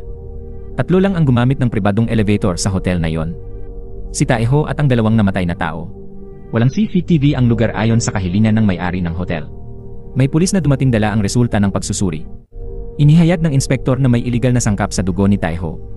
Naalala ni Taeho na kagabi, nang hindi pa siya lasing, may inilagay si Injo sa baso niya ng alak. Inubos niya rin ang baso. Mula noon, wala na siyang matandaan. Nakita ng inspektor ang marka ng iniksyon sa kamay ni Taeho at sinabihan siyang wag nang subukang alalahanin pa. Kailangan na lang niyang umamin ngayon. Bumalik si Taeho sa selda at sinubukang alalahanin ang nangyari pero puro malabong imahe lang. Sa balita ng gabi, bukod sa pagpatay kay Injo, si Taeho raw ay nahaharap din sa kaso ng katiwalian. Tumanggap daw siya ng 470 milyong won mula sa subcontractor. Tinanggal na siya sa Kang Ho Group. Nakita ni Chairman Kang ang balita at tinawagan agad si Inha, pinagalitan dahil di napigilan ang impormasyon. Inutusan ng ama si Inha na alamin sino naglabas ng balita at ayusin kung ayaw niyang ito na ang huling usapan nila. May Korean passport na si Gwanji at umiwas na kay Taeho. Pagod na umuwi si Inha at pumunta sa balkonahe para kausapin ang asawa. Tinanong ni Haewon kung bakit hindi pinigilan ng asawa ang desisyon ng chairman. Sinabi ni Inha na pinatay ni Taeho si Injo, pamilya pa rin niya, paano siya papanig kay Taeho? Pinaalala niya sa asawa na kumalma at makinig sa sasabihin niya. Sila ay bahagi na ngayon ng pamilya Kang Ho. Ano man ang mangyari, kailangan nilang unahin si Kang Ho. Kailangan niyang kalimutan ang lahat tungkol kay Taeho at huwag siyang galitin muli. Kinabukasan, nagsimula nang humarap si Taeho sa korte at nagpatotoo si Mo Gi-jeon. Sinabi niyang dinala niya ang 3 sa hotel noong gabing iyon. Sinabi ni Injo na umuwi na siya pero nakitang lasing sila kaya nanatili siya at nagbantay. Umalis lang siya nang nasa loob na sila ng elevator. Nang tanungin ng abogado kung sino ang nag-isip ng party sa hotel, sinabi ng sekretarya na si Taeho. Sinabi rin niya na may kakaibang sinabi si Taeho noon. Iyon ay ibabalik daw niya kay Injo ang natanggap niya. Naguluhan si Taeho nang marinig ang mga salitang labis na nakasasama sa kanya. Nang gabing iyon, dumating ang warden at pinaalis si Taeho. Lumabas siya at tinitigan siya ng galit ng kaibigan niyang si Inha. Sabi ni Inha, hindi siya pumunta para sa paumanhin ni Taeho. Si Taeho raw ang sumira sa kanilang mga pangarap at gagawin ni Inha ang lahat para maibalik ito. Pumunta lang siya para ipakita na hindi nagbago ang kanyang posisyon. Mas aalalahanin niya ang sarili kaysa kay Taeho. Pagkatapos noon, malamig na umalis si Inha. Ibinalik si Taeho sa selda, nagulat dahil hindi siya tinanong ni Inha tungkol sa kaso. Iniulat ni Director Chu kay Chairman Kang na si Mo Gi-jeon ay humarap sa korte para patunayan ang kasalanan ni Taeho. Hiniling ni Chairman Kang na alamin agad ang pangalan ng sekretaryang iyon. Sinubukan niyang patayin si Taeho at ngayon ay nagpatotoo laban sa kanya para sa pagpatay. Gusto ng chairman malaman kung bakit nais ni Taeho patayin ang kanyang anak. Kinabukasan, habang nasa labas ang mga bilanggo, bigla na lang nanghina si Taeho. Nakita niya ang liwanag ng buwan at bumalik ang alaala ng gabing iyon. Agad siyang naupo at saka humiga sa lupa. Naalala ni Taeho na nakahiga siya noon at may nakita siyang ibang taong dumating. Pagkatapos, nagising si Taeho sa infirmary ng bilangguan. Kinuha niya ang telepono at dumating ang doktor na babae, tinanong kung nag-hunger strike siya. Pinayuhan din siya nitong mabuhay para mapatunayan ang kanyang kawalang sala. Biglang itinulak ng babaeng doktor ang cellphone. Sinabi niyang dahil pinatay ni Taeho si Injo para sa kanya, tutulungan niya ito pabalik. Hinimok niya si Taeho na magmadali dahil paparating na ang gwardiya. Agad tinawagan ni Taeho si Gwanji pero hindi nakalusot. Tinawagan niya si Haewon na natutulog kasama ang asawa. Nang mapansing tumatawag si Taeho, agad lumabas si Haewon para sumagot. Tinanong ni Haewon si Taeho kung talagang pinatay niya si Injo. Sinabi ni Taeho na hinahanap niya ang totoo kung pinatay niya ang 2 pa. Pagkatapos ay humingi siya ng pabor kay Haewon. Dumating ang gwardiya at nalaman na ginamit ni Taeho ang telepono. Hinayaan ito ng gwardiya pero hiningi niya kay Taeho na bayaran siya. Isinulat niya ang bank account sa kamay ni Taeho para mabayaran siya ng tama. Kinabukasan, pumasok si Inha sa kumpanya at sa opisina ni Taeho. Hindi siya komportable nang makitang nasa mesa pa ang name tag ng dating direktor na si Taeho. Maya-maya, pinalitan din ang tag na direktor ng Departamento ng Estratehiya na si Inha. Hinanap ni Haewon si Gwanji ayon sa kahilingan ni Taeho, ngunit pinaalis siya nito. Sinabi niyang ayaw na niyang makisangkot pa kay Taeho. Sinabi ni Haewon na may gustong ipasabi muli si Taeho kay Gwanji. Kung hindi raw siya pupuntang makipagkita kay Taeho, may ilalantad itong sikreto niya. Hindi basta-basta nagsasalita si Taeho. Kapag may sinabi siya, tiyak na gagawin niya yon. Hiniling ni Taeho kay Gwanji na iwasan ang regular na visiting room dahil nakarecord doon. Tinawagan ni Haiwon si Taeho para sabihin na iparating na niya ang mensahe. Naniwala siyang hindi nito ginawa ang mga bagay na yon. Nang mga oras na yon, inanunsyo ng babaeng doktor na tapos na ang oras ng tawag. Tumalikod si Haiwon at pumasok sa bahay, nakita niyang nakauwi na ang kanyang asawa. Sinabi ni Inha na kakabalik lang niya. Tapos niyakap niya si Haiwon. Sabi niya pagod siya at gusto ng lambing ni Haiwon. Kinabukasan, sinabihan ng gwardiya si Taeho na may dumalaw na abogado. Paglabas ni Taeho, nakita niyang si Gwanji pala. Nagpanggap siyang abogado para makausap si Taeho ng pribado. Sinabi ni Taeho na si Mugi-jun ang huling nakakita sa kanila ng dalawang namatay. Kailangan niyang malaman ang nangyari noong gabing iyon. Bumalik na si Taeho sa selda. Nagbalik si Gwanji sa base at sinyasat ang background ni Mugi-jun. Bigla may tawag si Inha mula kay Mugi-jun. Pumunta si Inha sa tambayan ni Haiwon at Taeho. Pabalik na si Taeho sa selda. Naalala niya pagkaubos ng alak nawalan siya ng balanse. Sumakay siya kasama sina Injo at Shin Bonnie, napansin ang tingin ng driver. Iniulat ni Director Chu kay Chairman Kang na ang ina ni Mugi-jun ay dating nagtatrabaho sa Kang-o's Mansion, pero namatay sa aksidente 22 taon na ang nakalipas. Si Mugi-jun ay nag-aral sa parehong paaralan ni Inha noong bata pa sila. Paglaki niya, sumali siya sa kumpanya sa tulong ni Injo. Agad na inutusan ng chairman si Director Chu na mag-imbestiga ng mabuti kung may hindi malinaw sa pagkamatay ni Injo. Nang malaman ang background ni Mugi-jun, nagpasya si Gwanji na pumunta sa tirahan nito para mag-imbestiga. Pero nang pindutin niya ang pinto ng elevator, nakita niya si Young Master Inha sa loob. Pumasok din si Gwanji at pinindot ang floor na mas mataas sa pupuntahan ni Inha para bumaba muna ito. Sinundan ni Gwanji at nakita si Inha na pumasok sa apartment ni Mugi-jun. Sinabi rin ni Gwanji kay Taeho na ang ina ni Mugi-jun ay dating nagtatrabaho sa villa sa probinsya at namatay noong 10 anyos siya. 7 taon silang nanirahan ni Inha sa villa bago lumipat sa Seoul.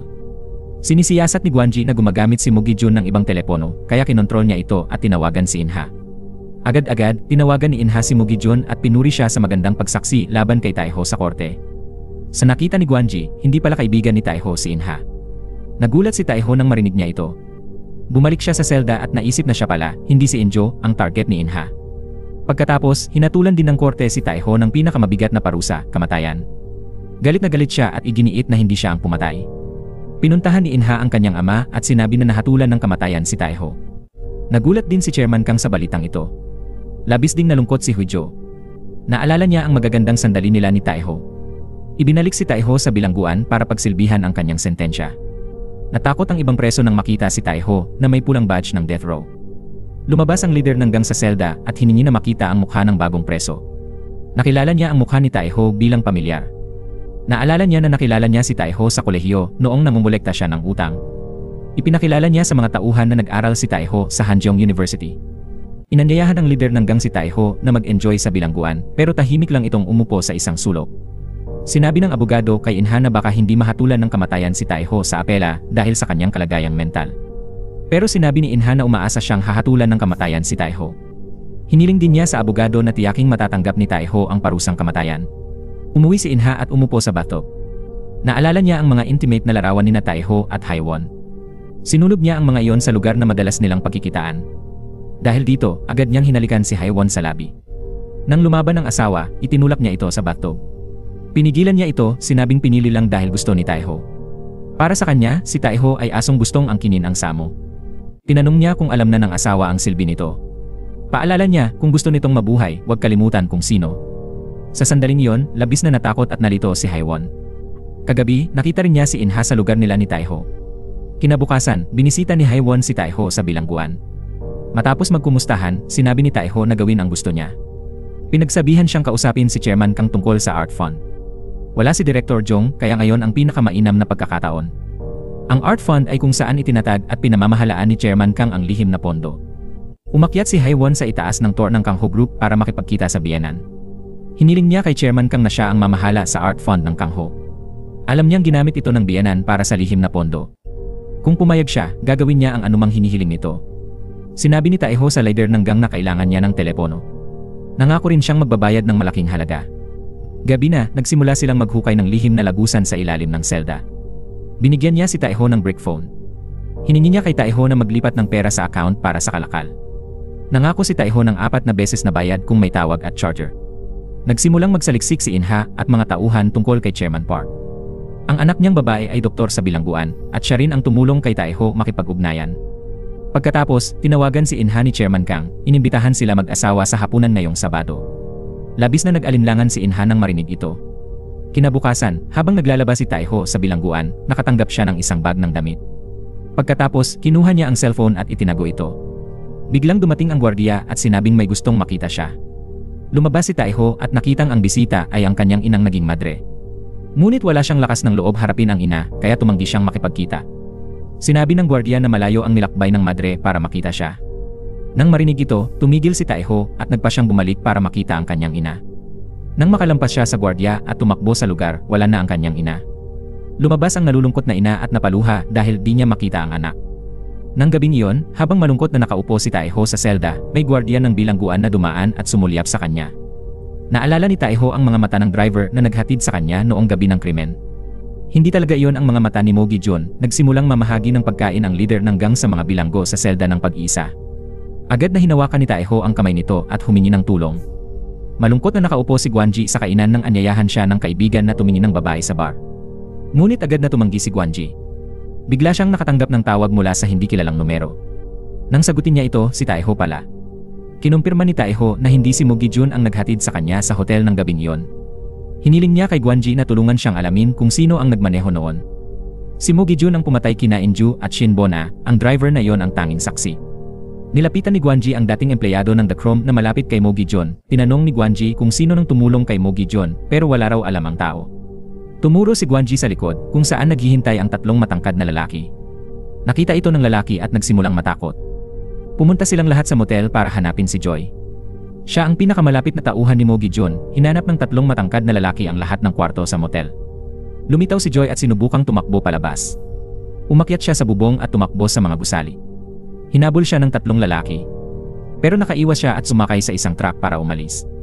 Pagkatakas, tinawagan niya agad si Mo Gi-jun para magulat. Maya-maya, tumawag din si Mo Gi-jun kay Inha. Pumunta si Joy sa The Chrome pero sinaksak siya ni Mo Gi-jun. Nang makitang hindi na humihinga si Joy, hiniling ni Inha na patayin si Taiho. Binisita ni Haewon si Taiho at tinanong kung paano maging leader sa Kangho Group. Ipinakita niya kay Taiho ang mga pasa sa liig at sinabing si Inha ang may gawa. Alam na pala ni Inha ang lahat ng nangyari sa pagitan nila ni Taiho. Hindi na pareho ang tatlo sa isa't isa. Tinanong ni Haewon si Taiho kung matutulungan siya gamit ang kanyang kakayahan. Sinabi ni Taiho na tutulungan siyang maging susunod na may-ari ng Kangho. Nang makita ni Inha ang larawan ng asawang dumadalaw sa kulungan, labis siyang nagalit. Nang gabing iyon, pumunta sina Haewon at Inha sa mansion para kumain. Inihayag ni Chairman Kang na si Haewon ang bagong direktor ng Art Fund. Mariing tinutulan ng manugang ang desisyong ito. Inakala niyang siya ang karapat-dapat sa posisyong iyon. Agad na pinukpok ni Chairman Kang ang mesa at sinabing walang makakapagbago ng desisyon niya. Pagkatapos, pumasok si Chairman Kang. Nangako ang hipag na pagsisisihan ni Haewon ito. Matapos sabihin yon, umalis siya. Sinabi ni Huijo kay Inha na ang asawa niya ang pinili ni Chairman Kang. Pagkatapos sabihin yon, umalis din si Huijo. Nang magtaka si Inha, sinabi ni Haewon na hiningi niya ang posisyon sa biyanan. Kailangan din niya ng dahilan para manatili sa pamilyang ito. Agad binalaan ni Inha ang asawa na i-enjoy habang kaya pa. Gabi na, tinawagan ng gwardiya si Mo Gi-jun at sinabing handa na siyang kumilos. Nakatayo si Mo Gi-jun kasama si Inha sa isang tulay. Natutulog si Taiho nang sabihin ng gwardiya na may bumisita sa kanya. Lumabas din si Taiho sa kanyang selda. Nagmaneho si Inha papunta sa kainan na base rin ni Gwanji. Sinabi ni Inha na alam niya kung sino si Gwanji. Inanunsyo rin niya na patay na si Taiho at tapos na ang lahat. Bigla, lumitaw ang kaibigan ni Gwanji may hawak na baril. Lumabas na siya pala'y sinuhulan ni Inha ng pera. Noon din, may tumawag kay Inha tungkol kay Taiho. Nag-ulat ang balita na nakatakas si Taiho mula sa bilangguan. Nag-aabang ang gwardiya sa takdang lugar. Inulat niya lahat ng nangyari kay Mo Gi-jun. Noon, balak patayin ng gwardiya si Taiho pero bigla siyang nawala. Itinapon ni Mo Gi-jun ang pera at sinabing itago ang sikreto. Nakaupo si Inha sa likod ng kotse ni Mo Gi-jun. Pumunta si Haewon sa base ni Gwanji, kumakatok pero kontrolado siya ng kaibigan. Wala nang nagawa si Haewon kundi sumakay sa kotse. Nang oras na yon, tumawag ang kanyang tunay na ina, humihingi ng pera para sa sugal. Sa kampo, inutusan ng kaibigan ni Gwanji na hanapin agad si Taiho ayon sa utos ni Inha. Dahan-dahang tumayo si Gwanji pero bigla niyang sinamsam ang baril ng kaibigan. Hiningi ni Gwanji ang kalahati ng perang ibinigay ni Inha sa kaibigan. Samantala, kausap ni Huijo ang pinuno ng legal na grupo, humihingi ng tulong para mahanap si Taiho. Dumating si Seungjo sa villa para bisitahin ang kanyang ina. Gusto niyang agad na maalis si Inha sa silid ng estratehiya ng Kangho. Kung hindi siya babalik, kukunin ni Haewon ang pera mula sa lihim na pondo ng sining. tapos matatapos na ang lahat. Sinabi ni Director Jung sa anak na maghintay, may plano siya. Titipunin niya ang lakas ng mga shareholder at board para suportahan siya. Noon, naghihintay pa rin ang ina ni Haiwon sa pera mula sa anak. Naisip niyang mas madaling humingi ng pera sa manugang. Pagkatapos, dumating din si Haiwon. Binigyan ni Haiwon ng pera ang ina at humingi ng tulong sa paghahanap ng tao. Sabi ng ina, maraming tao roon kaya hindi mahirap. Nangako si Haiwon na doblehin ang bayad pero bukas ang deadline. Kailangan niyang ipakilala ang tao kay Haiwon. Nang umalis ang anak, tinawagan ng ina ang manugang. Sinabi niyang dumating si Haiwon at naghanap ng tagahanap ng tao. Umuwi agad si Inha at galit na tiningnan ang asawa. Naalala ni Taeho ang nangyari noong gabi ng krimen. Noon, pinatay ng isang binata sina Injo at Shinboni. Pagkatapos, lumitaw din si Inha sa silid na yon. Nagulat si Taeho nang magising at napansin si Inha. Pumasok si Chairman Kang. Si Taeho ay nasa tuktok ng Kangho Tower. Sabi ng chairman, kung di dahil sa kanya, patay na si Taeho. Naghinalang siya kay Mojijon kaya pinasundan niya ito. Ipinakita ng chairman ang mga litrato ni na Mojijon, mahabang buhok at Inha sa Chrome Club. Nang sabihing pinatay ni Taeho ang anak niya, itinanggi niya ito. Tinawagan si Haiwon ng nanay, pinapunta sa tagahanap ng tao. Gabi na, naghihintay si Haiwon sa tulay ng may dumating na kotse. Lumabas si Mojijon, tinanong kung hinahanap niya ang takas. Binigyan niya ng gamot si Haiwon at isinakay sa kotse. Itinapon ni Mojijon ang telepono ni Haiwon sa ilog. Maya-maya, nagising si Haiwon na nakatali sa kama. Sa oras din yon, lumitaw si Inha. Agad tinanong ni Haiwon kung kailan nakausap ng asawa ang kanyang ina. Nang tanungin ni Inha kung hinahanap niya ang tumakas, iginiit ni Haiwon na may ibang nangyayari. Alam niyang alam ni Inha ang tungkol sa kanya at kay Taeho. Nahiya siya noon pero bago siya sinakal, akala niya mabubuhay sa guilt. Agad sinabi ni Inha na di niya patatawarin ang panlilinlang. Masaya siya sa tiwala ni Chairman Kang pero tapos na raw yun ngayon. Pagkatapos, lumabas si Inha. Maraming nurse mula sa mental hospital ang pumasok. Sinusuri ng direktor ng Kangho Hospital si Taeho. Nang umalis ang direktor, tinanong ni Taeho bakit siya iniligtas. Gusto ba niyang alisin si Inha? Sinabi ni Chairman Kang na nakikipag-alyansa si Inha kay Chairman Park. Sinusubukan daw ni Inha na hatiin at ibigay ang Kangho kay Chairman Park. Sabi ni Taeho, tapos na ang Hasyan dahil siya ang nagplano nito. Gusto niyang maging may-ari si Inha ng Kangho. Inihayag ni Chairman Kang na paalisin niya si Inha sa Kangho. Sa gayon, mababawi ni Taeho ang dating nasa kanya. Noon din, pumunta si Inha sa isang kainan para makipagkita kay Chairman Park. Nagsimula ang chairman na magbalak para kunin ang kalahati ng Kangho. Dahil kasali ang ama niya sa pagtatag ng grupo, interesado siya sa alok ni Inha. Lumabas na nakilala na pala ni Inha si Chairman Park at humingi ng tulong para maging bagong may-ari ng Kangho. Akala ni Chairman Park imposible to dahil anak sa labas lang si Inha, pero nangako siyang ibibigay ang kalahati ng Kangho. Sa ngayon, sinabi ni Inha na siya na ang direktor ng Future Strategy Office. Iyon ang puso ng Kangho. Kung tutulong si Chairman Park, makukuha niya ang mga sangay ng pagkain, pamamahagi, at konstruksyon ng Kangho. Pagkatapos noon, nag-toast ang dalawa para sa kanilang bagong samahan. Tinawagan ni Taeho si Haiwon pero di siya sumagot kaya sobrang nag-alala siya. Kinabukasan, nagsimulang maghanap si Taeho ng paraan para sirain ang ugnayan nina Inha at Chairman Park. Naalala niya ang mga sandali nila ni Inha noong sila'y mga estudyante pa. Naalala rin niya ang pangakong gagawin si Inha na bagong may-ari ng Kangho pero nawala to nang lumabas ang tunay na ugali ni Inha. Pumunta si Inha sa mental hospital para bisitahin si Haiwon. Nang marinig na papatayin siya ng asawa, sinabi ni Inha na kung mamatay siya, wala nang matitira kay Haiwon. Nang tanungin ni Haiwon kung bakit siya nagbago, sinabi ni Inha na siya pa rin yon, pero kung ipangako ni Haiwon na para sa kanya lang ito, palalabasin niya ito. Tumango si Haiwon bilang pagsangayon. Pagkatapos, inuwi ni Inha si Haiwon para mamuhay ulit ng normal. Sinabi ni Chairman Kang kay Taeho na pinilit ni Inha si Haiwon sa mental hospital, pero di niya alam bakit pinakawalan siya ni Inha. Sabi ni Taeho, gusto raw ni Inha kunin ang lihim na pondo ng art fund para sa dibisyon ng Kangho. Kailangan ni Inha ng malaking pera, kaya pinalaya niya si Haiwon, direktor ng pondo. Sabi rin ni Taeho na dapat kunin ni Chairman Kang si Haiwon sa kanilang panig. Agad tinawagan ni Chairman Kang si Director Chu. Noon, hinahanap pa rin ni Guanji kung nasaan si Taeho. Dinala ni Director Chu si Haiwon kay Chairman Kang. Sinabi ni Chairman Kang sa manugang na pumili ng panig ng maigi, kailangan ni Inha ng pera. Sabi ni Haiwon may gagawin siya ngayon at huwag siyang pigilan ni Chairman. Nakapasok din si Guanji sa camera system malapit sa bilangguan. Nakita niya isang kotse ng bilangguan lumabas, tapos may pumasok na iba. Nagsimulang dalhin ng gwardiya ang isang nakamaskara sa kotseng ito.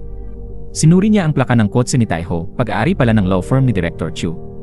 Ipinaliwanag ni Taeho kay Chairman Kang na si Chairman Park ay kasangkapan lang ni Inha at maaaring alisin anumang oras. Naisip niya na dapat hilahin ni Chairman Kang si Chairman Park sa kanyang panig sa pag-aalok ng kalahati ng Kang Ho. Umiling si Chairman Kang dahil si Kang Ho ang kanyang tagumpay sa buhay, ngunit sinabi ni Tai Ho na pansamantala lang ito. Tutulungan niya ang chairman na maibalik ang lahat sa kalaunan. Ang Co-Prosperity Center ang puso ng Kang Ho, kaya kahit makuha ni Chairman Park ang kalahati, walang magbabago sa pagmamayari. Pagkatapos, binuksan ni Tai Ho ang pinto para tumingin sa labas, at sa ibabang palapag, naroon din si In Ha sa kumpanya. Ang labanan sa pagitan ng dalawang binata ay opisyal nang nagsimula. Bumaba si In Ha sa basement para umalis nang makita niya si Director In na papalapit sa kanya. Pumasok siya at tumingin sa paligid ng may pag-aalinlangan. Patuloy na sinuri ng direktor ang kalusugan ni Tai Ho at sinabing hindi na niya kailangang bumalik dito. Sa oras din yon, sumakay si In Ha sa elevator. Nakita ng direktor si In Ha at kinabahan ng todo. Sinadyang bumagsak ang direktor para senyas kay Chairman Kang. Narinig ni Tai Ho ang ingay kaya lumabas para tingnan. Nakita niya si In Ha doon. Lumabas si Chairman Kang, sinabing nagpa-check up lang si Director In. Hiniling niya kay In Ha na sumabay sa elevator kay Director In. Nagpaalam si In Ha sa ama at pumasok sa elevator. Agad sinenyasan ni Chairman Kang si Tai Ho na lumabas. Sa elevator, tinanong ni In Ha kung sino nang pinuntahan ng direktor. Ngunit nanatiling tahimik ang direktor. Sa basement, binalaan ni In Ha ang direktor. Tumawag ang direktor kay Chairman Kang, may nahalata raw si In Ha. Sinabi ni Chairman Kang kay Tai Ho na alam na ni In Ha lahat. Hinimok ni Tai Ho na makipagkita kay Chairman Park mayong gabi. Sabi niya tatawag siya kay Chairman Kang mamaya. Pagkasabi nun, umalis na rin siya. Nakipagkita si Chairman Kang kay Chairman Park, nangakong tutulong. Agad sinabi ni Chairman Park na di nagbago si Chairman Kang. Handa siyang isuko ang dugo para sa Kang Ho. Inihayag ni Chairman Kang na bukas alis si In Ha sa Kang Ho. Tinanong niya kung nagbago na ang isip ng kabilang panig. Sumakay si Chairman Park sa kotse at umalis. Samantala, umuwi si In Ha at tinawagan siya ni Guan Jay, sinasabing nasa tour ng Kang Ho Group si Tai Ho. Nabalitaan din ni Hui Jo mula sa kapitan ng hudisyal na may kakaiba sa opisina ni Chairman Kang. Pinagbawalan niya ang lahat pumasok doon, kaya hinala ng kapitan na si Chairman Kang ang nagpalabas kay Tai Ho. Pinindot ni Tai Ho ang tawag para kay Haiwon. Sinabi nito na bumaba sa ground floor para magkita sa loob ng 5 minuto. Pumunta si Haiwon sa receptionist at kumuha ng VIP card na pampasok sa lahat ng palapag. Kinuha ni Tai Ho ang VIP card at nagtungo sa nais niyang palapag. Mabilis na umalis si Haiwon. Sumakay si Tai Ho ng elevator papunta sa pinangyarihan ng krimen. Pumasok siya sa kwarto at naalala ang gabing iyon. Hawak ni Shinboni ang telepono para i-record ang mga eksena ng party. Nahulog niya ang telepono sa sahig at patuloy pa rin itong nagre-record. Bumalik si Chairman Kang sa Kang Ho, umupo sa bathtub at uminom ng alak. Sa oras na yon, dumating din si In Ha. Gusto niyang ipaliwanag ang pagbisita kay Chairman Park, pero sinabi ng ama na matatapos ang kontrata niya bukas, alas 9 ng umaga at aalis siya sa Kang Ho. Agad na sinabi ni In Ha na ginawa niya ang lahat ng makakaya. Tinanong niya kung bakit hindi kinikilala ng ama ang kanyang kakayahan. Inihayag ni Chairman Kang ang katotohanan, mula sa paghiram ni In Ha ng kakayahan ni Tai Ho hanggang sa pagpatay sa sariling kapatid. Binalaan niya ang anak na mamuhay ng tahimik para maawa siya at hindi siya parusahan. Nagalit si In Ha at sinisi ang ama sa pagiging ganito niya. Narinig ito ng chairman, inatake sa puso at itinapon ang baso ng alak sa sahig. Pinaalis niya si In Ha, kumuha ng gamot pero nahulog ito at siya ay bumagsak sa bathtub. Hinawakan ni In Ha ang kwelyo ng ama at sinabing sa ngayon, kanya na si Kang Ho. Itinulak niya ang ama pababa at malamig na umalis. Sumakay si Hui Jo ng elevator papunta sa opisina ng ama at nakakitang basag na baso. Nakahiga ang kanyang ama na walang malay sa banyo. Naghintay si Hui Jo sa harap ng operating room. Dumating din ang ibang miyembro ng pamilya. Nang tanungin ni Director Jong bakit siya nandoon, nalito si Hui Jo. Dumating na rin si Haiwon. Nakaupo si In Ha sa bahay nang tumawag si Haiwon. Nagulat siya nang malaman na buhay pa ang kanyang ama. Sinabi ni Director In na walang konklusyon pa dahil hindi nakainom ng gamot si Chairman Kang. Kailangan nilang maghintay hanggang mabawi ang malay niya. Sa oras na ito, nagsimulang lumitaw ang pangatlong anak. Naalala ni In Ha na lumabas si Director In mula sa isang silid, kaya naisip na may lihim na espasyo sa loob. Umalis si In Ha sa ospital at pumunta sa opisina ng kanyang ama. Binuksan niya ang pinto at nakakita ng silid tulugan sa loob. Napagtanto ni In Ha na dito dating nakatira si Tai Ho. Nakasakay na ngayon si Tai Ho sa tren papuntang liblib na lalawigan. Bumaba si Prosecutor Ha, sumakay sa kotse at sumunod si Tai Ho. Sinabi ni Tai Ho na hindi siya nandito para sumuko. Wala talaga siyang pinatay na sinuman. Naimpluwensyahan niya si Prosecutor Ha, kaya nandito siya para magbayad utang.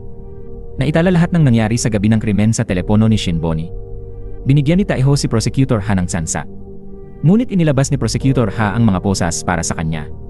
Akala niya minamaliit siya ni Tai Ho dahil walang malakas na tao sa likod niya. Patuloy siyang hinimok ni Tai Ho, sinabing ito na ang huling pagkakataon para sa kanilang dalawa.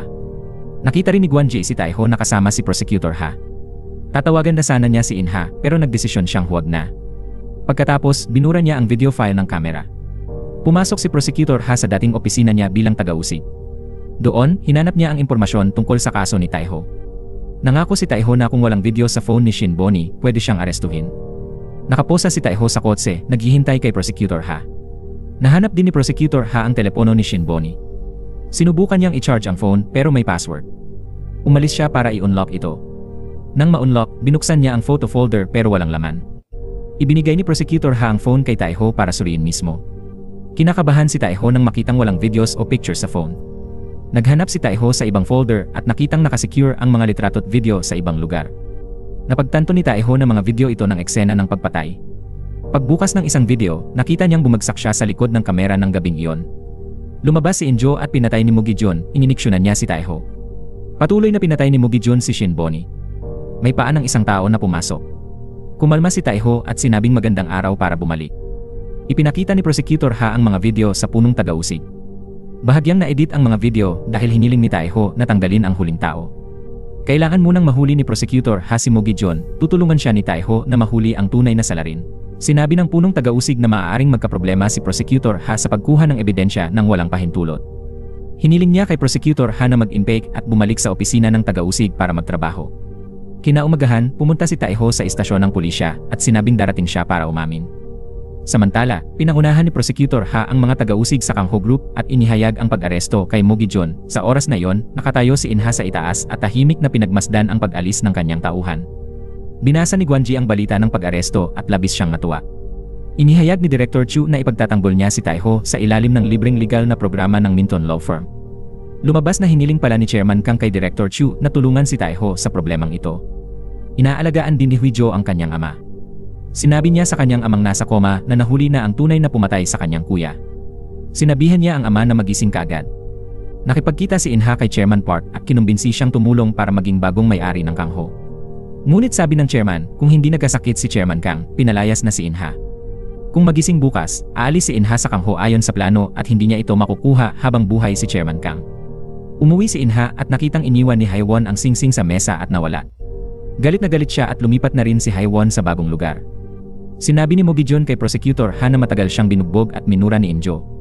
Kaya pinatay niya sina Injo at Shin Bon-a. Kahit tinanong ni Prosecutor Ha ang utak sa likod nito, sinabi niyang siya lang ang gumawa.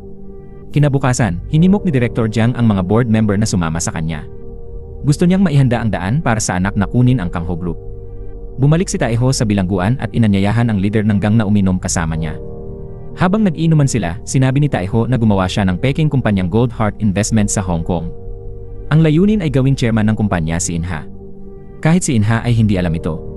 Kalaunan, pinalaya ang leader ng gang at sinalubong ng dalawang kasamahan niya sa bilangguan.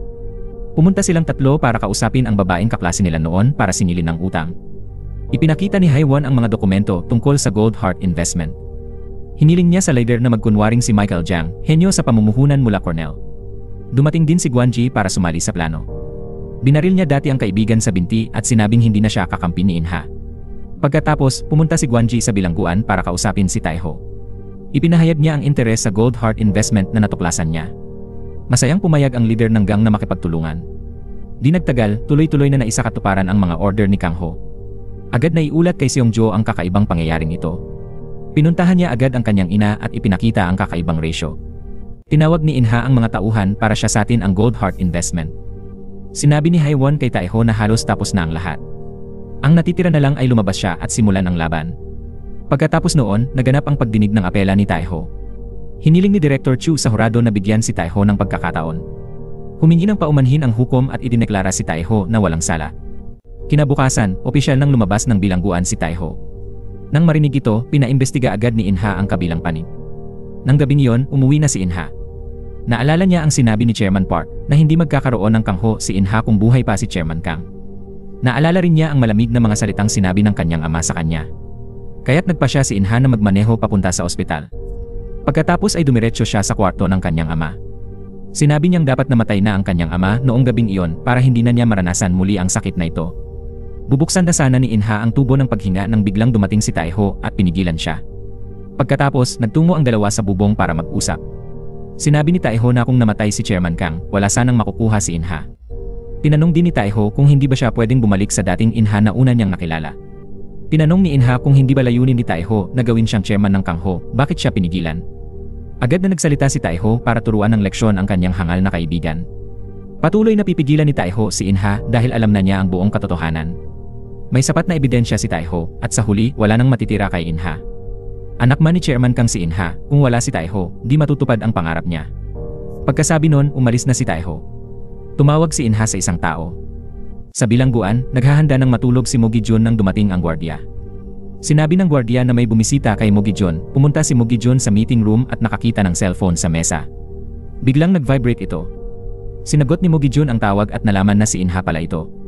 Sabi ni Inha, gusto niya sanang makipagkita pero maraming nagmamasid sa kanya.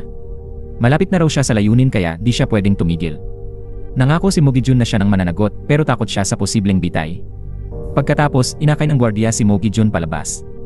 Bigla, sinaksak ng gwardiya si Mo Gi-jun gamit ang matalim na brush kaya bumagsak siya. Umalis ang gwardiya at iniulat ang nangyari kay Inha. Bumalik si Taeho sa kanyang base.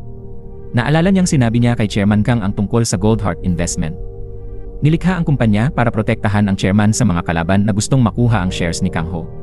Pinayuhan din niya si Chairman Kang na ilabas ang bahagi ng pondo sa ibang bansa. Sisimulan na niyang in-neutralize ang mga kalabang puwersa. Noon din, nakatanggap si Guang Ji ng email mula kay Seongju na gustong makipagkita kay Michael Jang. Kinakabahan ang leader ng gang pero sabi ni Taeho, hindi sila hahamakin ni Seongju dahil malaki ang shares nila. Pinuntahan ni Huijo ang hipag at sinabing ang mga shares ni Injo ay para sa pamilya Kang lang pero sabi ng hipag, negosyo niya yon. Hiniling ni Huijo sa hipag na gamitin ang shares para tulungan si Seongju. Pinaalalahanan niya ang hipag tungkol sa pagkakakilanlan pero tumawa lang ito ng mapangutya. Tinawagan ni Director Jung ang anak at hiniling na isama ang Goldheart Investment sa kanilang panig. Sabi ni Seongju na nagpadala na sila ng liham na pumapayag makipagkita. Tinanong niya kung nasa panig nila ang ibang shareholders. Sabi ng nanay niya, parang isda sila sa lawa ni Kangho, pipili ng may-ari base sa benepisyo. Sinabihan din ni Seongju si Congressman Lee na tumulong sa kanila. Samantala, kinausap ni Inha si Chairman Park tungkol sa Kangho shares na hawak ng Goldheart Investment. Si Michael Jang ay karaniwang pumapanig sa nag-aalok ng pinakamahusay na deal. Kung hindi makukumbinsi si Michael Jang, mabibigo ang paghahati ng Kangho. Inutusan ni Chairman Park si Inha na gawin ang lahat para makuha si Michael Jang. Kung hindi, pababayaan niya si Inha anumang oras. Pumunta sina Director Jung at anak para makipagkita kay Chairman Michael Jang, pero nakita si Inha doon. Sinabi ni Inha na tinawag siya ni Chairman Michael Jang para sa isang pulong. Inihayag ni Inha ang hangaring maging pinuno ng Kangho kina Director Jang at Seongju. Biglang may nagbukas ng pinto at pumasok. Si Taeho pala. Nagpakilala siya bilang chairman ng Goldheart Investment. Aalis na sana si Director Jong pero sinabi ni Taeho na siya ay namamahala sa lahat ng lokal na negosyo. Pagkatapos ay ibinigay niya ang kanyang business card. Umupo rin si Director Jang para ipagpatuloy ang pulong. Nang paalis na si Taeho, hinarang siya ng kotse ni Inha. Lumabas siya at sinabi kay Taeho na ito ang lihim. Sabi ni Taeho, dati niyang pinipigilan si Inha, di ba? Sabi ni Inha, di niya papayagan ang gusto ni Taeho. Kinumpirma ni Taeho na nasusunod siya at umalis. Maya-maya, habang pauwi si Inha, tumawag ulit ang hipag niya. Pumunta si Inha sa gallery para makita ang hipag niya. Sinabi nitong ibibigay sa kanya ang painting na to, umalis ang hipag tapos bumalik, sinabing ang painting ay tungkol sa pagtutulungan.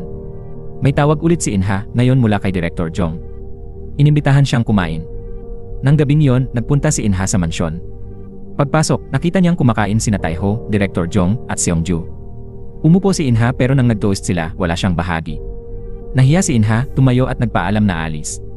Pagkatapos, naisipan ni Inha na tawagan ang isang komisyoner.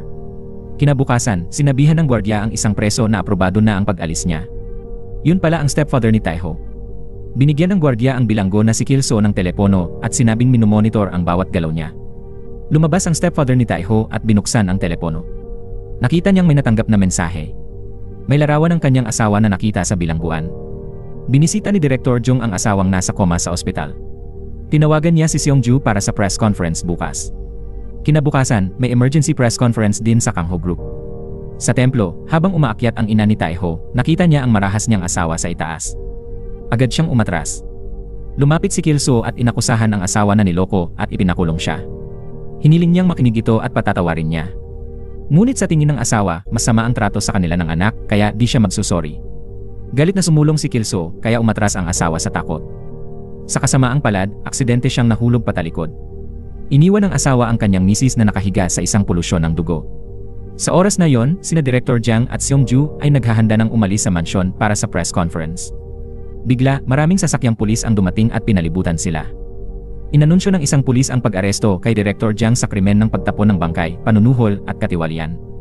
Si Department Head Muon ay nakaranas din ng parehong kapalaran dahil sa pagtapon ng bangkay. Sinimulan ng mga pulis na pusahin ang dalawa at ihatid sila sa himpilan. Sa press conference, nagkagulo ang lahat nang hindi nila nakita ang nag-organisa nito. Biglang pumasok si Director Inha, nakataas ang ulo. Lumabas na binigyan pala ni Inha ang mga tauhan niya ng mga dokumento. Tungkol sa hit and run ni Director Jeong at sa kanyang slush fund ang nilalaman. Pagkatapos, inutusan niya ang staff na ibigay agad ito sa pulisya. Kumpiyansang inihayag ni Inha na si Chairman Kang ay hindi pa gumigising at ginagamot ng mga top doctor sa Kangho Hospital. Nagkakagulo ang grupo dahil sa patuloy na paglabas ng maling impormasyon. Kaya ngayon, idineklara niya ang state of emergency para sa Kangho Group. Hiniling din niya na maging acting chairman hanggang maging normal ang lahat. Nangako rin siyang pamumunuan ang grupo sa krisis ng may karunungan. Pinanood ni Seung-ju ang talumpati ng live at agad itinapon ang telepono. Dumalo rin si Taeho sa press conference na ito. Maya-maya, nagulat ang reporter nang malamang naaresto si Director Jeong ng Kangho Group. Nang bumalik si Taeho sa base, sinabi ni Gwanji na kapag naaresto si Director Jeong, lilipat ang lahat ng taga-suporta nila sa panig nina Inha at Chairman Park. Tanging oras na lang ang hinihintay bago maging chairman si Inha. Nang mga oras na yon, nakatanggap si Taeho ng larawan na nagpapakitang pinalaya na ang kanyang amain. Agad-agad na nagmaneho si Taeho para hanapin ang kanyang ina.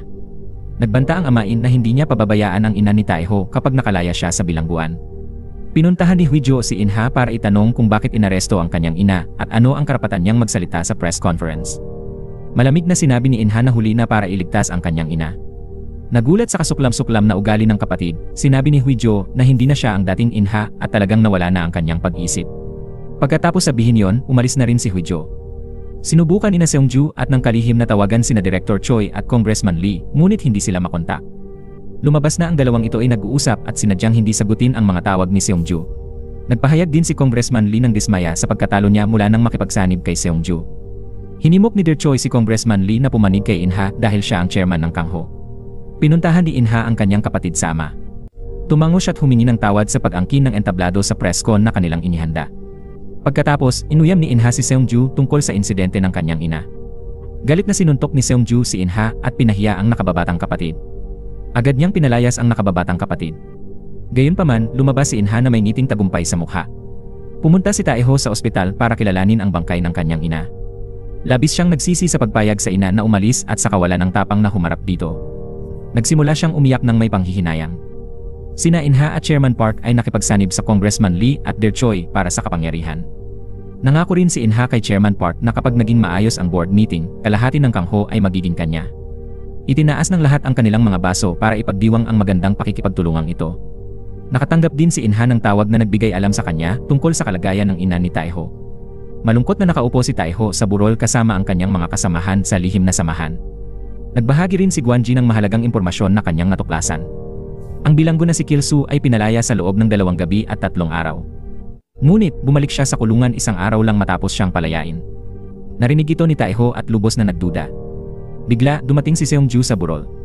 Sinabi niya kay Taeho na wala ng ina ang kanilang mga pamilya.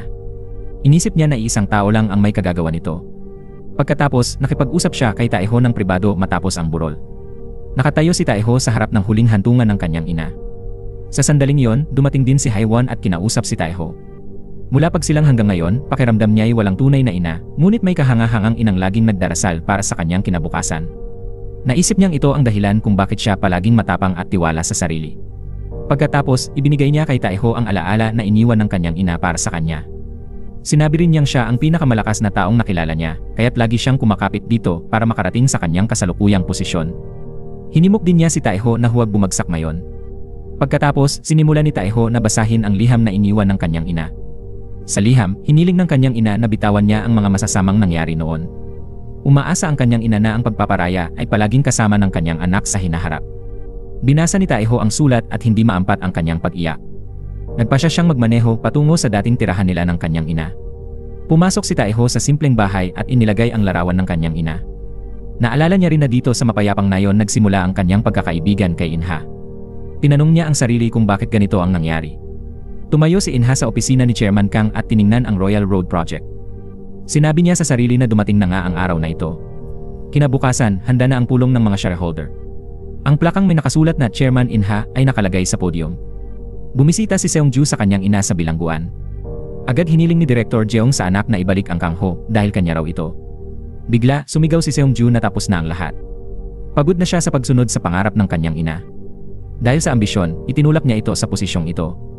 Hindi siya masaya at laging insiguro dahil kailangang magbigay lugod sa iba. Gusto niyang tumigil at gusto rin ni Seongju na tumigil ang kanyang ina. Pagkatapos noon, napaiyak si Seongju at ang kanyang ina. Masayang sumakay si Chairman Park papunta sa pulong ng Kang-ho Group. Biglang tumawag ang anak niyang doktor na nagtatrabaho sa bilangguan. May sasabihin daw siya sa kanyang ama. Tiniis niya si Inju at naging adik siya. Gusto na rin niyang mawala sa mundong ito. Humingi ng tawad ang ama sa palagiang pagkagalit sa nakaraan.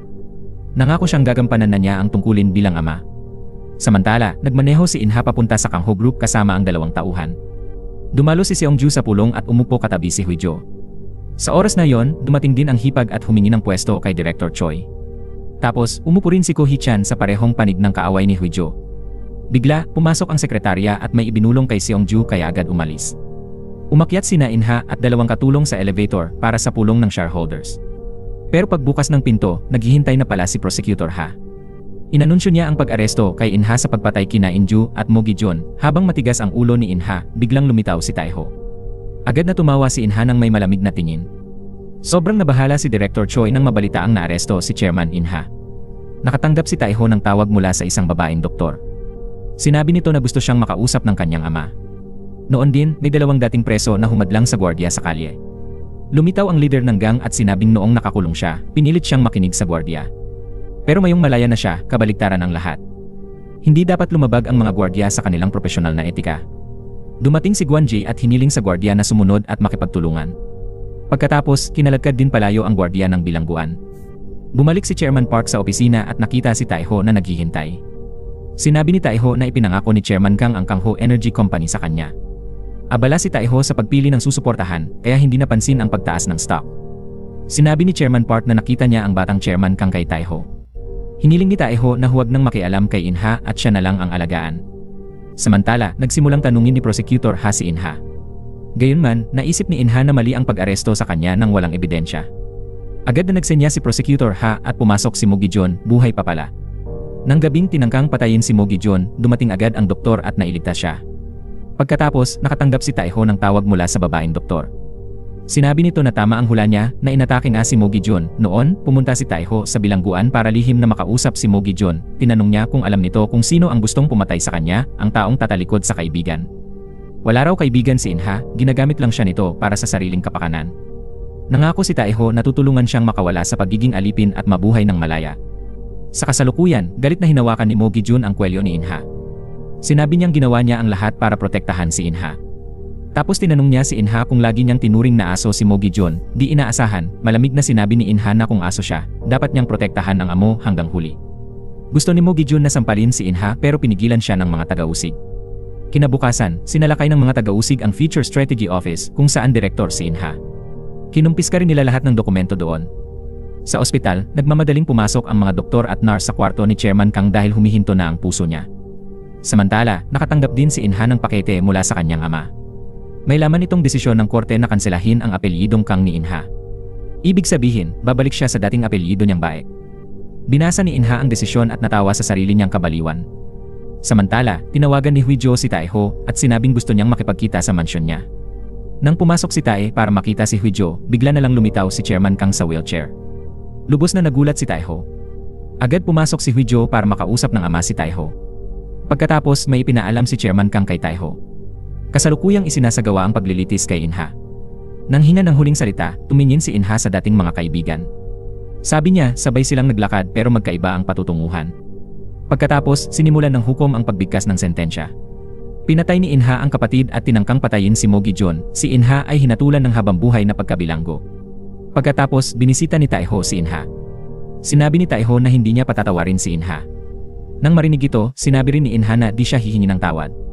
Tinanong ni Tae-ho kung bakit niya yon ginawa sa kanya. Sinabi ni Inha na di niya maalala ang dahilan. Siguro dahil lang ito kay Tae-ho. Narinig to ni Taiho at sinabing masaya siyang naging magkaibigan sila. Lagi niyang naaalala yung unang beses na niyaya niya si Inha. Ipinakita ni Taiho ang grad pic nilang tatlo at umalis na. May sasabihin sana si Inha kay Taiho pero di na itinuloy. Nagpaalam siya at sinabing di na sila magkikita sa labas. Lumabas na si Taiho ng bilangguan. Tiningnan ni Inha ang grad pic nila ni Taiho at Haiwon. Nagpa siyang mag-impake si Huijo para maglakbay. Sinabi niya kay Seungjo na baka matagal ang biyahe. Nangakong inom sila ni Seungjo pagbalik niya. Bumalik si Haiwon bilang tagapayo sa politika. Nang gabing yon, hinanap siya ni Taiho para mag-beer. Habang nag-inuman, tinanong ni Taiho kung bakit di bumisita si Haiwon kay Inha. Sabi ni Haiwon, gusto niyang mag-focus sa sarili niyang landas. Hinanaan niya si Taiho dahil nakamit niya ang mga mithi nang di nagbabago. Sinabi ni Taiho na hindi nagbago si Haiwon. Namuhay pa rin sila ng matatag para makamit ang kanilang mga layunin. Hindi kailanman nagbago sina Taiho at Haiwon. Noon sa bilangguan, may ginagawa ring masama si Inha. May luhang pumatak sa litrato nilang tatlo. Mabilis na lumipas ang 3 taon. Si Seungjo ay naging chairman ng Co-Prosperity Cooperation Center. Sa kanyang pamamahala, lumago ang kumpanya ng higit sa 10%. Siya rin ang pinuno ng global business ng Kangho Group. Hinanap ni Taiho ang chairman ng Kangho sa napakataas na lugar. Sabi niya, natupad na ang pangarap ng chairman. Sa harap nila ang Royal Road at si Congressman Lee ang bagong pangulo ng Korea. Sa tulong ni Haiwon, tagapayo sa politika, umakyat si Seungjo sa tuktok ng tour ng Kangho Group para makipagkita kay Chairman Taiho. 3 taon ang nakalipas, sinabi ni Chairman Kang kay Taiho na noong nasa ospital siya, muntik nang mawala ang Kangho, pero si Taiho ang tumulong sa grupo na malampasan ang krisis. Naniwala ang chairman na ang taong hindi nagmamalasakit sa Kangho para sa sariling interes ay maaaring maging may-ari ng 151st floor. Ngunit nabigo si Taiho na protektahan ang kanyang pag-ibig, mga kaibigan, at pamilya. Sa huli, wala siyang natira pero binigyan siya ng chairman ng huling pagkakataon na ipagtanggol ito. Tinanong ni Taiho si Seungjo kung nagsisisi siyang hindi nakaupo sa posisyong dapat ay sa kanya. Sabi ni Seungjo kung sasabihin niyang hindi, magsisinungaling siya pero naniniwala siya sa pinili ng kanyang ama. Hindi siya kailanman pumili ng maling tao. Pagkatapos, pinaalalahanan niya si Taiho na huwag maging subjective. Kung magkakamali si Taiho sa pamamahala, akyat siya agad sa posisyong iyon. Ngumiti rin si Taiho at sinabing gagawin niya ang lahat. Sa loob ng kotse, nakatanggap si Taiho ng larawan mula kay Huijo. Ikinuwento niya ang kanyang kalagayan sa Mexico. Tumawag si Guang Yi, nagtataka sa malaking perang pinadala ni Taiho. Sinabi lang ni Taiho na mag-enjoy sa bakasyon nang walang alalahanin. Nagsaya rin si Guang Yi kasama ang grupo sa isang marangyang pool. Pumunta si Taiho sa Kangho Group at bumati kina Chairman Park at Seungjo. Pagkatapos, pinangunahan niya ang delegasyon papasok. Nang gabi, nasa 151st floor si Taiho may card para sa Kangho Children's Foundation. Pinagmasdan niya ang magagandang paputok sa kalangitan. Habang pinagmamasdan ni Haiwon ang makukulay na paputok sa kalangitan, naalala ni Taiho ang panahong pinangarap niya ang ganitong sandali noong siya ay 18 pa lang. Ngayon na natupad na yon, may panibago na naman siyang layuning hinahangad. At dito nagtatapos ang pelikula. Shout out kay Shikara Pineda. Maraming salamat sa panonood. Hanggang sa muli, paalam.